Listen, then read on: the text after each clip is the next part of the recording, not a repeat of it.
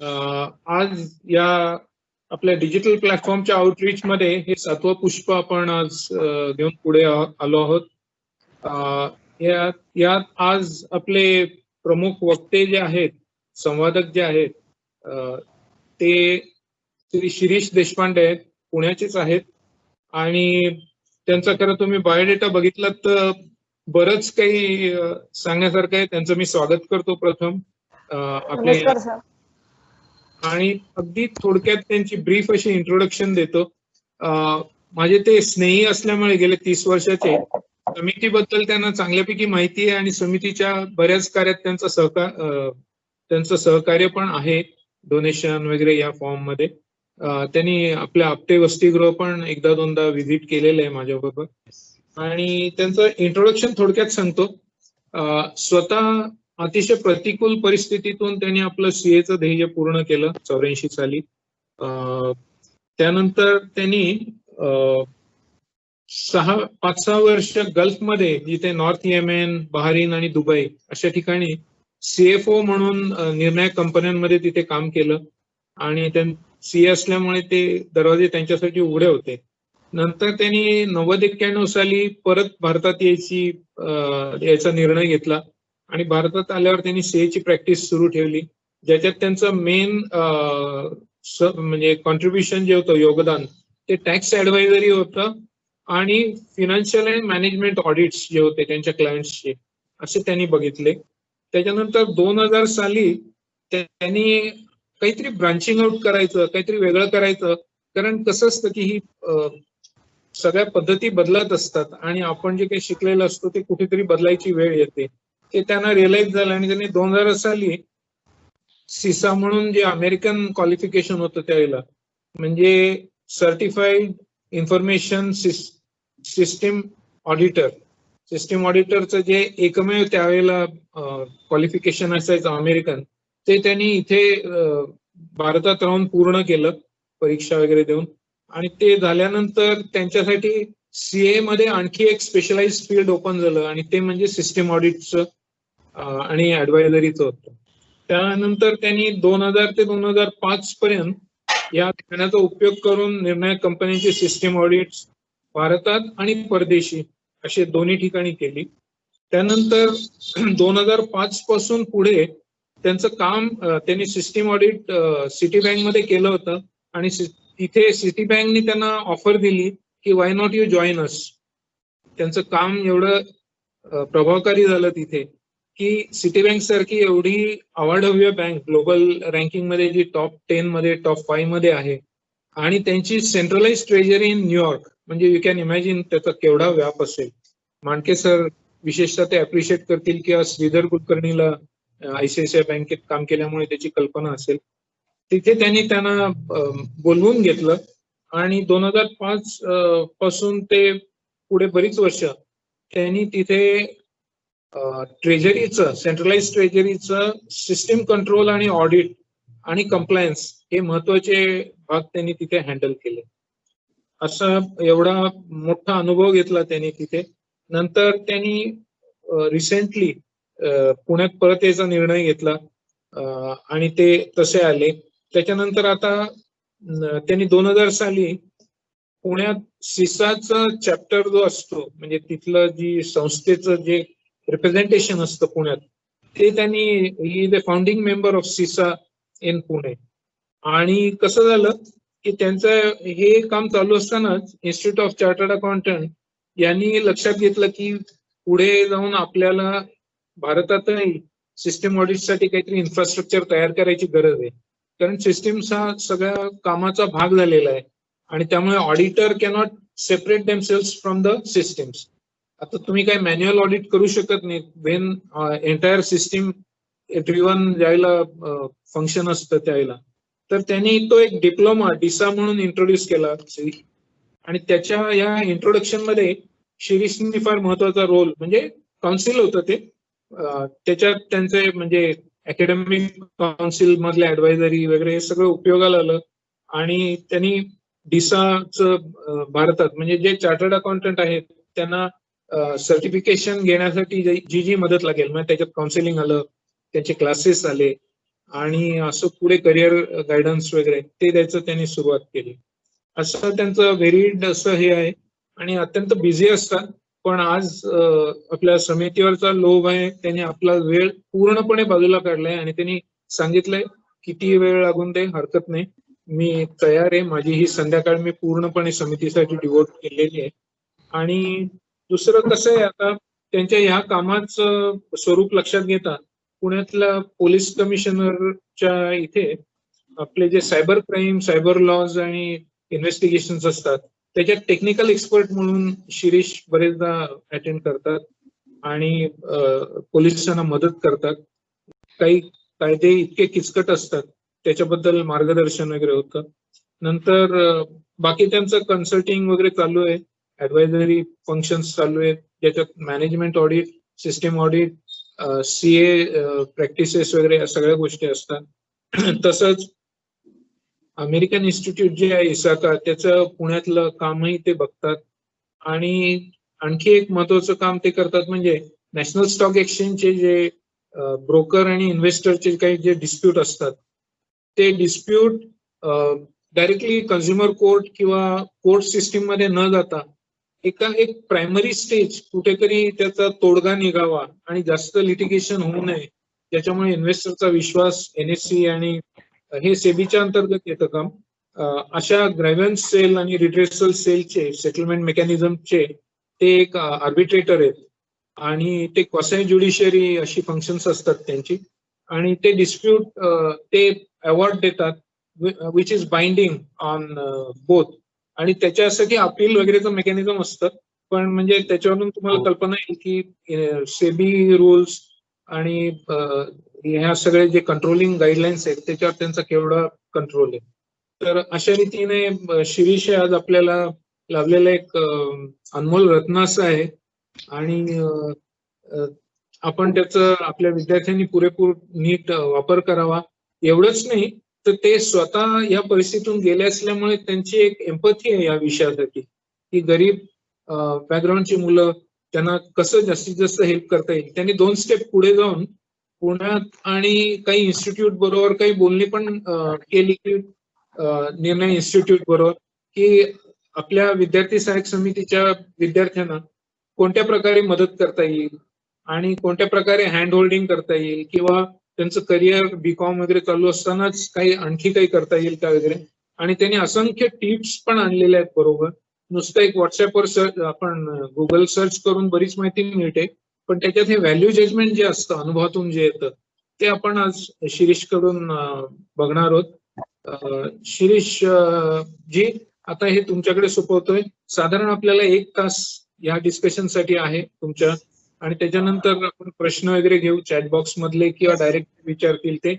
आणि त्याच्यानंतरही काही जर असतील तर ते आपण नंतरही हे करू शकू, रिझॉल्व्ह करू शकू. आणि हा संवाद पुष्पातला आज पहिला भाग आहे आपला बँकिंग फायनान्स या सेक्टर मधला.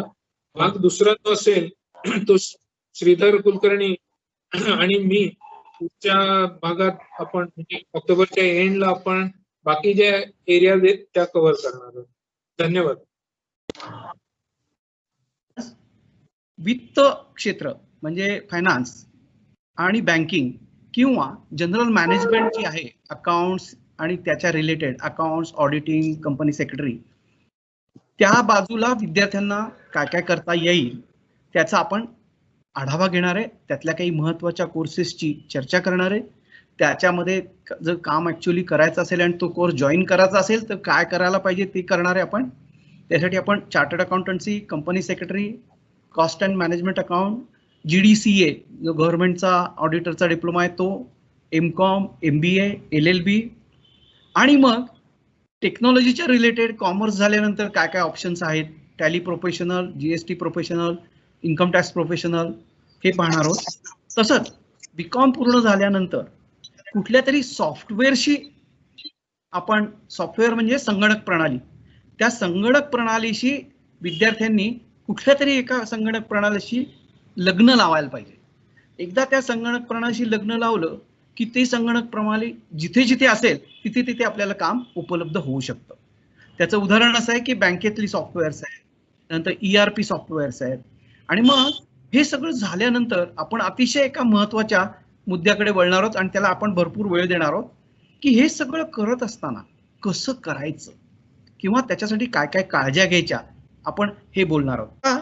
आता मी सुरुवात करतोय आणि सुरुवातीला मला असं म्हणायचं आहे की खूप खूप धन्यवाद सगळ्या ऑर्गनायझर्सना की एवढा विचार करून अशा तऱ्हेने मुलांना डायरेक्शन देण्यासाठी सध्याच्या प्रतिकूल परिस्थितीत तज्ञ लोकांना बोलून त्यांची भाषणं ठेवून विद्यार्थ्यांना त्याप्रमाणे उद्युक्त करणं हे खूप मोठं काम तुम्ही लोक करताय. आणि तुम्ही सगळे विदाउट पेमेंट हे NGO सारखं काम करताय. म्हणजे आम्ही जे काम करतो काउन्सिलिंगचं किंवा इतर ठिकाणी तिथे सुद्धा बरेचदा असं चॅरिटेबल काम असतं, पण तुमचं खरंच कौतुक आहे. आणि मला आज खूप आनंद होतोय 2 गोष्टींसाठी की अतिशय माझ्या जवळच्या मित्रांनी माझे प्लस मायनस सगळे माहिती असताना मला प्रमुख पाहुणा म्हणून बोलवलं. मला खूप कौतुक वाटलं कारण अमृते साहेब माझे पण मेंटॉर आहेत. बऱ्याचशा क्षेत्रामध्ये ते खूप छान उत्तम प्रमाणे स्वतःचं आचरण वर्तन आणि तसं राहणं अशी माणसं खूप क्वचित असतात. तसे अमृते साहेब आहेत आणि मला सुद्धा ते काही बाबतीमध्ये गुरुस्थानी आहे. आता मी थोडासा स्वार्थी आहे काही बाबतीत म्हणतोय. ओके, महत्वाचं म्हणजे मला आज खूप आनंद होतोय की विद्यार्थी सहाय्यक समितीमध्ये शांताबाई मालेगावकर या आमच्या फॅमिली फ्रेंड आणि माझे डॉक्टर मित्र प्रदीप मालेगावकर यांच्या आई यांनी खूप वर्ष काम केलंय. त्या असताना कधीच मला तिथे काही काम करायला यायची इच्छा असताना जमलं नाही आणि आज त्यांच्या स्मृतीला मला खूप नमस्कार करून हा आपल्याला कार्यक्रम सुरू करायला पाहिजे. मी आपल्या सगळ्या विद्यार्थ्यांना आणि सगळ्या लोकांना असं सांगेन की तुम्ही प्रेझेंटेशन जेव्हा कुठे पाठवाल ठेवाल किंवा वेबसाईटवर ठेवाल तेव्हा ही माहिती जी आहे ही जनरल माहिती आहे. ऍक्च्युअली कोर्स करताना किंवा ऍक्च्युअल कुठल्या कोर्सची फी भरताना हा आपल्याला त्या संस्थेबरोबर त्यांचे काही नियम बदललेले असतील तर त्याप्रमाणे ते करावं लागणार आहे, याची कृपया नोंद घ्या. पण सुरू करतोय आणि पहिला कोर्स जो आहे तो चार्टर्ड अकाउंटन्सी हा कोर्स आहे. तुम्हाला मी सांगतो की मी आज जो काही आहे ते केवळ या चार्टर्ड अकाउंटंट या शिक्षणामुळे आहे. आणि चार्टर्ड अकाउंटंट ही परीक्षा पास झाल्यावर त्याची किंमत 100 आहे आणि जर पास नाही झालं तर किंमत 0 आहे. त्यामुळे हा कोर्स करायच्या आधी खूप विचार करायला पाहिजे. पण या कोर्स सारखं रोजी रोटी देणारा दुसरा कोर्स नाही. एकदा तुम्ही चार्टर्ड अकाउंटंट पास झाला की इतक्या गोष्टी उपलब्ध होतात. त्यामुळे अतिशय सुंदर असा हा कोर्स आहे. आणि या कोर्सचं वैशिष्ट्य असं आहे की तुम्हाला कंपल्सरी कामावरती ट्रेनिंग आहे आणि ते कामावरती ट्रेनिंग झाल्यानंतर फायनल परीक्षा आहे. त्यामुळे फार थोड्या कोर्सेसमध्ये शिक्षण चालू असताना तुम्हाला शिकायची संधी मिळते.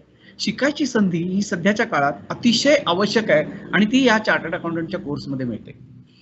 हा कोर्स करताना खूप हार्ड वर्किंग पाहिजे. तुमच्याकडे हुशारी थोडी कमी असली तर चालेल, पण खूप हार्ड वर्किंग करायची तयारी पाहिजे. किती वेळ लागो परीक्षा पास होणे हा एकच उद्देशाने ही परीक्षा केली पाहिजे. कारण ती झील आणि कॉन्फिडन्स नसेल तर मध्ये मध्ये हा कोर्स सोडून द्यावा की काय अशी विचार यायची शक्यता आहे. पण हे कोर्स का सोडून देतात, त्यांना का अडचण येते, याच्यावरती काही गोष्टी सुद्धा विचार करण्यासारख्या त्या मी तुम्हाला शेअर करणार आहे. खूप हार्डवर्किंग कोर्स आहे हा. याचा रिझल्ट खूप टफ आहे. रिझल्ट साधारणपणे 10 ते 15% सर्व प्रोफेशनल परीक्षांचा निकाल 10 ते 15% असाच असतो. एकच परीक्षा अशी आहे भारतामध्ये की तिथं सर्वजण पास होतात. ती परीक्षा म्हणजे डॉक्टर. तो आज ना उद्या केव्हा तरी डॉक्टर होतो आणि तो पेशंटला ट्रीट करतो कारण वी आर ॲट शॉर्टेज. पण इतर परीक्षांमध्ये खूप कॉम्पिटिशन आहे आणि त्यामुळे एंट्री लेवलला ते 10 ते 15% अशी रिस्ट्रिक्शन आहे. मला या कोर्सचा आनंद असा वाटतो की तुम्ही हा कोर्स करत असताना तुम्हाला 3 ते 5,000 रुपये स्टायपेंड मिळू शकतो. म्हणजे तुम्ही विद्यार्थी लोक कुठल्या बाहेरगावी राहत असाल, पुण्यामध्ये खोली घेऊन राहत असाल तर तुमचा जो मिनिमम खर्च आहे तो हा कोर्स करत असताना मिळू शकतो. पण तेवढा फक्त सफिशियंट नाही आहे कारण या कोर्सला तुम्हाला बाहेरची क्लासची मदत खूप घ्यावी लागते. आणि पण आपण जर ठरवलं आणि तुम्ही खरोखर जर तुमची गरज दाखवली आणि मी तुम्हाला सांगतो की तुम्ही सर्वजण 1 किंवा 2 पावलं पुढे या, समिती 10 पावलं पुढे येऊन तुम्हाला मदत करेल असं मी तुम्हाला सांगतो. त्यामुळे तुम्ही तुमच्याकडनं इनिशिएटिव्ह करून अभ्यास करून माहिती करून त्याच्या पुढे पुढे यायला पाहिजे. त्याची आता जनरल माहिती अशी आहे, तुम्ही ग्रॅज्युएट शिक्षण करत असताना सुद्धा हा कोर्स सुरू करू शकता. पण तुम्ही आता हा कोर्स सुरू केला आधी तर तुम्हाला फाउंडेशन कोर्स पहिल्यांदा पास व्हावं लागतं. त्याची फी आहे 9,200. तुम्ही 10वी पास झाल्यानंतर केव्हाही ग्रॅज्युएशन पर्यंत या कोर्सला रजिस्टर करू शकता. एकदा का तुम्ही फाउंडेशन कोर्स झालात की तुम्हाला नंतर इंटरमिजिएट कोर्सच्या परीक्षेला बसावं लागतं. त्याची फी आहे 18,000 रुपये आणि तो इंटरमिजिएटचा कोर्स तुम्ही पास झालात की मग तुम्हाला आर्टिकलशिप सुरू करता येते. मी जे मगाशी तुम्हाला म्हणलं 2.5 वर्ष चार्टर्ड अकाउंटंटकडे काम करण्याची गरज असते ते तुम्ही सुरू करू शकता. आत्ता तुम्हाला मी असं सांगतो की आर्टिकल क्लार्क मिळत नाहीयेत. चार्टर्ड अकाउंटंट लोक मेटाकुटीला आलेत कारण हे त्यांना हक्काचे स्टुडंट काम करायला आवश्यक आहे. तर तुम्ही इथपर्यंत जर मारली ना गाडी इंटरमिजिएट पास झालो की तुमचं सांगतो की पुढचं करिअर गॅरंटेड आहे कारण खूप शॉर्टेज आहे सध्या स्टुडंट्सचा. नंतर ह्या इंटरमिजिएट एक्झामची फी 18,000 आहे आणि एकदा तुम्ही हे 18,000 भरले इंटरमिजिएट झाला असलात की 1 वर्षानंतर तुम्ही फायनल परीक्षेला बसू शकता. तुमची आर्टिकलशिप चालू असताना सुद्धा तुम्ही फायनल सीएचा कोर्स करू शकता. आता हे याच्यासाठी हे पॉवर पॉईंट प्रेझेंटेशन आपल्याला समिती शेअर करणार आहे, आपल्या वेबसाईटवर टाकणार आहे. Institute of chartered accountants Pune या वेबसाईटला आहे. आपला याच्यावर काही प्रश्न असेल तर लिहून ठेवा. आपण शेवटी प्रश्नांसाठी वेळ राखीव ठेवलेला आहे. त्यावेळेला आपण प्रश्न विचारू शकता आणि त्याच्यावर आपण सविस्तर चर्चा करू शकतो. आता गणेशजी मी जाऊ पुढे? हो सर. पुढची परीक्षा जी आहे प्रोफेशनल परीक्षा ती आहे कंपनी सेक्रेटरी. मगाशी मी तुम्हाला म्हटलं की चार्टर्ड अकाउंटंटच्या शिवाय कुठला बिझनेस चालूच शकत नाही. तसं कंपनी सेक्रेटरी शिवाय कुठलीही कंपनी किंवा मोठे जे ट्रस्ट आहेत जे सेक्शन 8 खाली रजिस्टर होतात नॉन प्रॉफिट कंपन्या म्हणून त्यांचा व्यवहार कंपनी सेक्रेटरी शिवाय चालूच शकत नाही. कंपनी सेक्रेटरी म्हणजे काय हे मी थोडक्यात सांगतो की company law, SEBI regulations, capital markets आणि कंपनीचं जे कायदेशीर पूर्तता करण्याचे जे कायदे आहेत त्या सगळ्या कायद्याचा तज्ञ म्हणजे कंपनी सेक्रेटरी. कंपनीमध्ये बोर्ड ऑफ डायरेक्टर्स तुम्ही जेव्हा कॉमर्स विषय शिकत असाल आणि काही विद्यार्थी तुम्ही FY, SY, TY ला असाल तर कंपनी विषय जेव्हा तुम्ही शिकत असाल त्याच्यामध्ये कंपनी सेक्रेटरी याचं फार महत्वाचा रोल असतो. कारण बोर्ड ऑफ डायरेक्टर्सच्या खालोखाल कंपनीचं नियोजन आणि कंपनीचं कंप्लायन्स हा महत्वाचा मॅटर हा कंपनी सेक्रेटरी करत असतो. याच्यामध्ये ना 2 मोठे फायदे आहेत चार्टर्ड अकाउंटंट्सच्या तुलनेत. चार्टर्ड अकाउंटंट्सच्या तुलनेमध्ये हा कोर्स जो आहे हा कोर्स कोणी घ्यावा? जो मॅथमॅटिकली चांगला आहे, जो हार्ड वर्किंग करायला तयार आहे, तो सायकलवर फिरून काम करायला तयार आहे. चार्टर्ड अकाउंटंट असाल कोर्स करत असाल तर तुम्हाला खूप फिरावं लागणार आहे. तर कंपनी सेक्रेटरीला फिरायचा जॉब कमी आहे. म्हणजे मी असं काही जणांना सांगतो की मुली ज्या असतात किंवा ज्यांची नाजूक तब्येत आहे साधारणपणे त्यांनी कंपनी सेक्रेटरीच्या कोर्सला जावं कारण तो ऑफिसमध्ये बसून कुठेही बसून करून कायद्याचं ज्ञान, लिखाण, लेखन, मिनिट्स लिहिणे, नोट्स काढणे, कायदा वाचणे आणि कंपनीला सतर्क करणे अशा तऱ्हेचं काम हा कंपनी सेक्रेटरी करत असतो.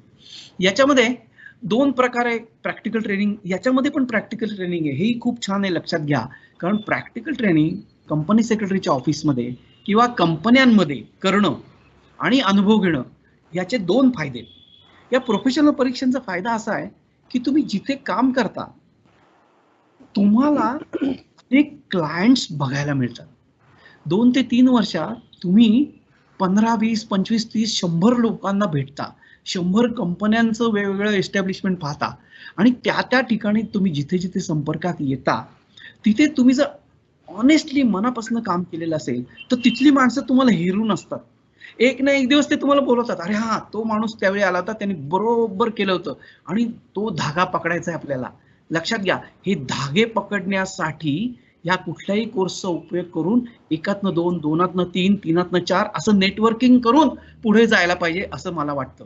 नंतर जर तुम्ही प्रोफेशनल कंपनी सेक्रेटरीला 3 परीक्षा आहेत. एक म्हणजे एंट्रन्स, दुसरी म्हणजे एक्झिक्युटिव्ह आणि तिसरी म्हणजे प्रोफेशनल. जर तुम्ही एंट्रन्स झाला असेल तर तुम्ही 24 महिन्याचं प्रॅक्टिकल ट्रेनिंग तुम्हाला करता येतं. तुम्ही जे एक्झिक्युटिव्ह पास झाला असेल फक्त 12 महिन्याचं ट्रेनिंग करायला लागतं. याचा रिझल्टही 10 ते 15% असतो आणि मार्केटमध्ये सध्या याही लोकांची खूप गरज आहे. याही लोकांची गरज काय आहे तुम्हाला मी सांगतो की ही जी बांधिलकी आहे ना मॅन्डेटरी ट्रेनिंग, त्याच्यामुळे सर्व कंपनी सेक्रेटरी, सर्व कंपन्या यांना हे इंटर्न रिझनेबल प्राइस मध्ये मिळतात. मी रिझनेबल प्राइस अशासाठी म्हणतोय 3 ते 5,000 रुपये हे लोक स्टायपेंड देतात आणि हे गॅरंटेड 2 वर्ष, 1 वर्ष, 3 वर्ष राहतात. त्यामुळे ते लोक त्यांना शिकवतात. आणि कंपनी सेक्रेटरी, CMA किंवा चार्टर्ड अकाउंटन्सी या कोर्समध्ये फायदा काय आहे माहिती आहे का? तुमच्याकडे ना त्या कंपनीमध्ये, त्या चार्टर्ड अकाउंटच्या ऑफिसमध्ये हे जे सिनियर्स असतात ना, सिनियर्स ज्युनियर्स मधला ही नेटवर्क खूप भारी असतं. तुमचा सुपरवायझर, तुमच्या वरचा मुलगा जो असतो, जो 6 महिने आधी आलेला आहे, तो तुम्हाला खूप हँडहोल्डिंग करतो, तुम्हाला खूप शिकवतो आणि ती पद्धत आहे. त्याला कुणीतरी आधी शिकवलेलं असतं, तो तुम्हाला शिकवतो. आणि ती जी चेन आहे ना, तुम्हाला साहेबाकडे किंवा मालकाकडे जावंच लागत नाही. हीच माणसं तुम्हाला तयार करत जातात. आता याची फी चार्टर्ड अकाउंटंटच्या फी पेक्षा खूप कमी आहे. 1,000, 8,500, 12,000. आणि आता त्यांनी आज काय झालं की या कोर्सच्या निमित्ताने आणि विद्यार्थी सहाय्यक समितीचं नाव घेऊन काय गंमत आहे, कुठलाही काम करायचं असेल तर बॅनर पाहिजे, संस्था पाहिजे. आणि तुम्ही मुलं खूप भाग्यवान आहात की तुम्हाला हा छान बॅनर मिळालेला आहे. कारण असा चांगला बॅनर ज्याचं नाव खूप चांगलं आहे, जी संस्था अच्युतराव आपट्यांसारख्या लोकांनी पूर्वीच सुरू केली आहे आणि खूप मोठे मोठे लोक याच्यात इन्व्हॉल्व आहेत. तर या बॅनरच्या नावाखाली मी आज नुसतं बोललो institute of company secretary, institute of chartered accountants आणि CMA ना की असं असं आहे प्रपोजल आणि पहिली आमची मीटिंग आज आहे, तर काय काय तुम्हाला करता येईल. ते म्हणले अहो तुम्हाला सांगतो की ज्या गावात विद्यार्थी आहे त्याच्या जवळच्या गावामध्ये आमचं study centre attach to that college आहे. CMAने पण मला सांगितलंय आणि कंपनी सेक्रेटरीजने पण सांगितलंय. म्हणजे एकदा आपण असं ठरवलं की मी कंपनी सेक्रेटरी करायचं की या वेबसाईट खाली दिली आहे त्याच्यावरती जाऊन आपल्या गावाच्या जवळ कुठलं कॉलेज आहे तिथे तुम्ही रजिस्टर करू शकता. ते कॉलेज तुमचं ट्रेनिंग घेऊ शकतं आणि तुम्हाला पुण्या मुंबईत राहायच्या ऐवजी तिथल्या तिथे शिक्षणाची संधी उपलब्ध होऊ शकते. आता काय आहे की सगळ्यांना सगळ्या मोठ्या गावात जायचं बरोबर आहे आणि मी असं म्हणतो कारण मी मोठ्या गावात आहे. पण आता गंमत अशी आहे की मोठ्या गावात काय होतं की खूप कॉम्पिटिशन आहे आणि त्या तुलनेमध्ये आपल्याला करिअरची पहिली टीप अशी आहे की माझी गरज कुठे आहे मी तिथे जातो आणि मग तिथे मी हळूहळू एस्टॅब्लिश करतो. तुम्हाला आम्ही जे दिसतो लोक आज एवढ्या वर्षांनी ते खूप वर्षानंतर आहे. तुम्हाला एवढी वर्ष नाही लागणार कारण तुमच्या बरोबर टेक्नॉलॉजी आहे. आमच्या बरोबर टेक्नॉलॉजी नसल्यामुळे आम्हाला वर्ष लागली 10, 15, 20. पण आता तुम्हाला त्याच गोष्टी 3 वर्ष, 5 वर्ष याच्यामध्ये मिळू शकणार आहे. त्यांची वेबसाईट आहे ही. तर आपण कंपनी सेक्रेटरी या कोर्स बद्दलची ही जनरल माहिती झाली. स्पेसिफिक काही प्रश्न असेल तर मी शेवटी परत घेणार आहे. कोर्स आहे कॉस्ट अँड मॅनेजमेंट अकाउंटंट. यांच्या प्रेसिडेंटशी आज मी बोलत होतो तर ते म्हणाले अहो आम्ही काय केलंय 5,000 रुपये स्टायपेंड तर आम्ही देतोच पण आम्ही 15 तऱ्हेच्या इंडस्ट्रीज रिकॉग्नाइज केल्या. म्हणजे तुमच्या गावात एखादी फॅक्टरी आहे आणि तिथं तुम्ही अकाउंट्स आणि कॉस्टिंग कसलं तरी काम करताय तर तोही अनुभव आम्ही याच्यामध्ये धरतो की तो प्रॅक्टिकल एक्सपिरियन्स जो आहे या कोर्ससाठी आवश्यक तो सर्टिफाईड धरतो. आणि त्यांचं हा फोकस जो आहे आता आपण चार्टर्ड अकाउंटन्सीचा फोकस जो आहे तो अकाउंटिंग, ऑडिटिंग, इन्कम टॅक्स आणि टॅक्स प्रॅक्टिस हा मेन फोकस आहे.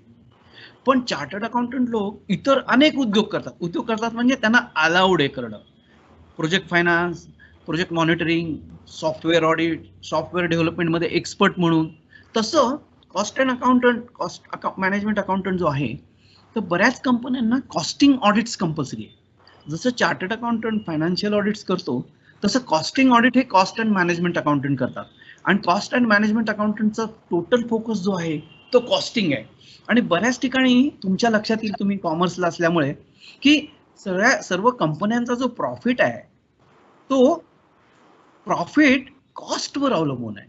ते जेवढी मिनिमम कॉस्ट ठेवता येईल, कॉस्टचा कॉम्पोनंट कंट्रोलमध्ये कसा आणता येईल, कॉस्टिंगच्या मेथोडॉलॉजीज काय आहेत, हे सगळं या परीक्षेमध्ये तुम्हाला अभ्यास करायची संधी. या परीक्षेला तुम्हाला 10वी नंतर केव्हाही जॉईन होता येतं. फाउंडेशन कोर्स जो आहे तुम्ही जर ग्रॅज्युएट असाल तर फाउंडेशन कोर्स करायची जरूर नाहीये. जर तुम्ही ग्रॅज्युएट नसाल तर तुम्ही 10वी पास झाल्यानंतरही तुम्ही फाउंडेशन कोर्स करू शकता.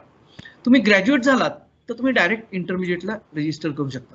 तर या कोर्सचा फायदा असा आहे की एंट्रन्स परीक्षा नाही, फाउंडेशन नाही, BCom पर्यंत तुम्हाला आधीच रजिस्टर करून तुम्हाला ट्रायल घेता येते की आपल्याला जमतंय की नाही. पण मी तुम्हाला असं सांगणार आहे की आपल्याला जमतंय की नाही हा प्रश्न संपेल बरं का. तुम्ही एकदा ठरवलं ना की मी CMA करणार की तुमचे दोर आम्ही कापून टाकणार आहे. विद्यार्थी सहाय्यक समिती परत याचा दोर कापून टाकणार आहे. जसं तानाजी मालुसरे गेल्यानंतर त्यांच्या मामांनी सिंहगडावर चढणाऱ्या मावळ्यांना दोर कापून टाकला की आता लढायचं नाही तर मरायचं. तसंच आहे की एकदा तुम्ही चार्टर्ड अकाउंटन्सी करायचं ठरवलं, कंपनी सेक्रेटरी करायचं ठरवलं, कम व्हॉट मे हॅपन तुम्ही करायलाच पाहिजे. कारण काय माहितीये का, लक्ष खूप विचलित व्हायची शक्यता आहे, अडचणी खूप यायची शक्यता आहे, तर त्या सगळ्या आधीच विचार करायचा. तुम्हाला भरपूर वेळ आहे, 1 वर्ष आहे, 3 महिने, 6 महिने. जे काही सल्लागार पाहिजेत ते आपल्या समितीमध्ये आहेत. समितीमध्ये नाही झालं तर ते बाहेरच्या लोकांना बोलवतील. पण एकदा निर्णय झाला की काहीही वाटेल ते झालं तर दुसरा माणूस तो थांबायचा नाही. आता दुसऱ्यालाच वाटलं की नाही नाही हे असं नको करायला, याचं तू त्याच्याऐवजी हे कर, त्याच्याऐवजी हे कर, मग तुम्ही माझा शब्द असा धरून बसू नका. पण ते तुम्ही नाही ठरवायचं. एकदा आम्ही पूर्णपणे निर्णय घेतला की त्याच्यामध्ये झोकून द्यायचं. त्याची पण वेबसाईट इथे खाली दिलेली आहे आणि त्या वेबसाईटवर अतिशय सुंदर माहिती आहे. मी आता ही वेबसाईट क्लिक करत नाही, कारण आपल्याला संपूर्ण आधी आढावा घ्यायचा आहे आणि मग पुढच्या प्रश्नांना जायचंय. तर मी गणेशजी पुढच्या स्लाइडला जातो आता. ओके. आता तुम्हाला जर असं वाटलं की हे प्रोफेशनल परीक्षा जरा जड आहे बरं का, विचारानेच जड आहे, या परीक्षा विचाराने जड आहे लक्षात घ्या. प्रत्यक्षात एवढ्या जड नाहीये. कारण का, मी पास झालो ना, असंच तुमच्यासारखीच आमची परिस्थिती होती. पण तुम्ही खूप लकी आहात, तुम्हाला पुण्यात एंट्रन्स आहे, पुण्यात प्लॅटफॉर्म आहे. त्यावेळेला ही फॅसिलिटी नव्हती. पण मी माझं कौतुक करणार नाही आणि मी माझ्या गोष्टी सांगणार नाही, कारण तो आत्ता विषय नाही आहे. पण तुम्हाला खरंच शंका असेल किंवा काही पाहिजे असेल माहिती, तर मला समितीमध्ये मी परत वेगळ्या मुद्द्यावर येईन आणि मग तुम्हाला सांगेन आणि मग बाकीच्या गोष्टी बोलू. तर हा सोपा आहे, चार्टर्ड अकाउंटन्सी परीक्षेपेक्षा हा सोपा कोर्स आहे. हा गव्हर्नमेंट कंडक्ट करतं आणि हा गव्हर्नमेंट डिप्लोमा जो आहे, हा जर तुम्ही पास झालात GDCA, तर तुम्ही कोऑपरेटिव्ह सोसायटीज, कोऑपरेटिव्ह बँका, आणि मी तुम्हाला एक आता मोठी महत्वाची टिप देणार आहे. गावोगावी ज्या पतपेढ्या आहेत ना, छोट्या छोट्या छोट्या पतपेढ्या आहेत, म्हणजे कोल्हापूरच्या जवळ जर कोणी राहत असेल तर कोल्हापूरच्या माणसांना माहिती आहे, कोल्हापूर शहरामध्ये प्रत्येक बिल्डिंग मध्ये पतपेढी आहे. सहकारी संस्था, क्रेडिट कोऑपरेटिव्ह सोसायटी, पैसा फंड समिती, या सगळ्या पतपेढ्या ज्या आहेत या कोऑपरेटिव्ह बँकांसारख्या आहेत, पण त्यांना कुठल्याही सरकारी रेग्युलेशनचा बाधा नको म्हणून त्या कोऑपरेटिव्ह बँका होत नाहीत किंवा बँक्स होत नाहीत. तर तो मोठा एरिया आहे. तुम्ही सगळे लोक तिथे काय पाहिजे तशा तऱ्हेने ही परीक्षा पास झाल्यावर त्याचा उपयोग करू शकता. किंवा आपण पुढचा जो हे पाहणार आहोत की पतपेढ्यामध्ये कुठलं सॉफ्टवेअर वापरलं जातं, कोऑपरेटिव्ह बँकांमध्ये कुठलं सॉफ्टवेअर वापरलं जातं, त्या कुठल्या सॉफ्टवेअरचं मी शिकू शकतो, मग त्या सॉफ्टवेअर वेंडर्सशी आपण समितीतर्फे काही कोलॅबोरेशन करता येते का, तुम्हाला ट्रेनिंग. कारण काय आहे, या सगळ्या ज्या संस्था आहेत ना, त्या डायरेक्ट काही उपलब्ध करत नाहीत, कारण त्यांना विद्यार्थ्यांची खात्री नसते हो. ते सगळं ऑफर करतात आणि मग विद्यार्थी दुसरं काहीतरी मिळालं की पळून जातात. तर सर्व काही करायचं ना, तर पहिला शब्द माझा तुम्हाला असा आहे की कमिटमेंट पाहिजे. मी वर्षभर, 2 वर्ष, 3 वर्ष नेटाने करीन आणि मग मी माझ्या मेंटर कोण आहेत, सुप्रिया ताई आहेत for example, Sanjay Amrute sir आहेत, त्यांच्या सल्ल्याने पुढे जाईल. असंच तुम्ही केलं पाहिजे. आता महाराष्ट्र सरकार हा कोर्स घेतं, वर्षातनं एकदा परीक्षा असते, 6 पेपर्स आहेत आणि या आता काय गंमत आहे की सगळं जरी डिजिटलायझेशन झालं ना, तरी पण हा कोर्स जो आहे ना, तो सहकारी डिपार्टमेंटच्या खाली आहे आणि त्याचा हा पत्ता इथे दिलेला आहे, त्यांची वेबसाईट दिलेली आहे.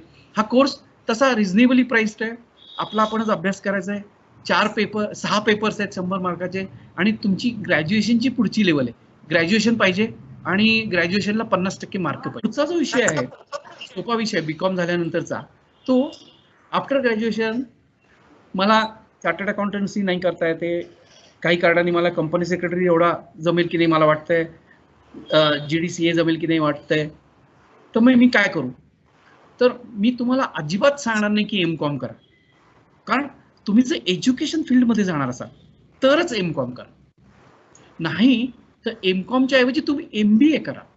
M.Com ऐवजी तुम्ही कुठला तरी प्रोफेशनल दुसरा कोर्स करा. इव्हन फूड क्राफ्ट इन्स्टिट्यूटचा फूडचा कोर्स करा, त्याला प्रचंड डिमांड आहे.